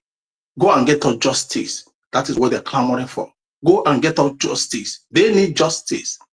They need somebody to avenge them, and you stupid and useless or handy baby are looking for money to collect, looking for avenue to collect money for the blood of innocent people that was shed for nothing. And you think this money that we quenched their anger, it thinks it's by money that we avenge their death. It think that is by. Have you forgotten history? In the olden days, before the colonial calendars, before all this 1990 something you're talking about, if you dare take a soul or a head of a citizens, we must avenge to get millions of your people. It don't spill the blood in our land. It don't kill our people, wherever they find themselves to. Because they will call home, their souls will come home, crying, avenge my death. Avenge my death. And by so doing, they will rest in peace. So those people they have killed and they are still killing. How many should we name? The massacre in 1999? More than 5,000 were killed. These things of the queue, this queue has been lingering in the stupid heart of the Fulanese, trying to avenge of something they caused. That is why whatever thing they happen in anywhere they happen in that contraction called zoo, they will take it as an avenue to murder our people. You see, 2000 Kaduna riot, the religious riot that posted there, instead of them facing themselves, they were looking for all the Easterners to kill. More than 10,000 went down. Is it when there was a Mohammed cartoon crisis that happened in Denmark, Danish, by a newspaper? What did they do? Instead of them to keep quiet or do their things, they were looking for the Easterners to kill in the north. More than 100 went down that time. So they have been harboring this stupid something in their heart, waiting for avenue. For every slight mistake, they unleashed on our people. The stupid elders of this red cap of these stupid, useless entities of the whatever nomenclature they give themselves are looking for monetary way of compensation. You all will die. You all will go down for it. The blood have clouded the air in our Biafra land. The innocent soul that are crying to us all to avenge for their dead. You want to use money to take bribe. In that bribe, you will die. In that bribe, you will all go down. In that bribe, your generations shall be wiped. Everything that concerns you, we feel it. Blood speaks more than anything. Not even a shrine can quench a blood that is crying for peace. Not even no altar can quench a blood of innocent people that are crying for justice. Couple more with, as in talk more of when you have millions of them, and yet Even was the IBB stupid man that made it, that tried to confirm what eternal leader said today. Do you think the Fulanis have bought it? Do you think they bought it? They didn't buy it. Because they said they will keep avenging the Ismail Danfodio or Ahmad Bello, all of them, Fulanis, Ahmad Bello that went down through the war, they will keep avenging it. Because there's nothing, your blood is tastes like honey for them. So they will keep in any avenue to avenge it. And the worst part of it is this, that they don't, even when we come out to fight, they use the government to quench it because they know they cannot stand us in fight. They can't stand us in war. And even not in the past, not yesterday, not today, and not tomorrow. They can't stand us in open war because they know who we are. They are just using sneaky ways to take our men down.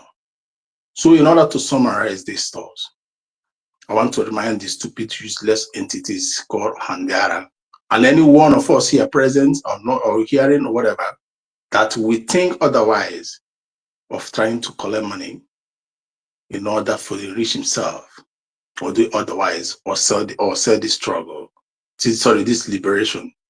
Know thee that the cloud is being covered with the blood of innocent, and they're all crying and seeking for vengeance,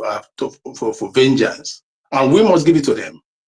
Even as the Biafra gain its sovereignty, we must avenge for the death of these men and women and young and old. We must avenge for them so they may have peace wherever they are. Thank you, and God bless. Yeah, thank you very much, Brian. Follow Heart. Follow Heart, are you there? Follow Heart, can you hear me? 1 million, go ahead. Am I coming out? Yes, go ahead. Yes. Am I coming out? Yes, you are coming out. Go ahead.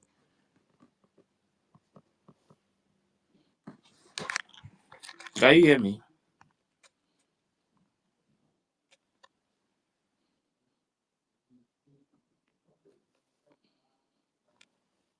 I think it's network. 1 million. 1 million, go ahead. I don't know whether I will soon come down for inside bus now. Just coming back now, so I don't know if somebody can just hold on like 1 minute. Instead of information. I'd love to give my. Okay. Later first. Yeah, okay, thank you. Hello, dear friends all over the world. This evening, it saddens my heart to make this audio that I'm making, and I want this audio to go viral because in this struggle that we are in, we are seeing a lot of things going on. As I am saying this, I am so saddened that one mad person called Ada Diorama is on social media consulting nuisance. Whoever that knows this woman should tell this woman to go inside and sit down and shut up forever. Let this video go viral. Tell that mad dog. Tell her that diorama that she is a mad dog. Tell her that diorama to go inside and shut up forever. Whatever that is her problem, she is a mother. If she calls herself a mother, she don't have to come outside and disgrace her family, and disgrace her generation, and disgrace the Biafrans all over the world. What is all this? Ada Diorama, you're supposed to be ashamed of yourself. Ada Diorama, what are you doing? Do you think you can deceive Biafrans? We are not idiots. We are not ignorant. We are wise people. What do you think you are doing? What type of play you think you are playing at that Diorama? What is really wrong with you? What do you think you take us for? Do you think that we came for Biafra just to come and consist nuisance in the social media. No. If it is what you come for, it is not what Biafrans want. This thing you are playing for the death. You are using the death of our people to play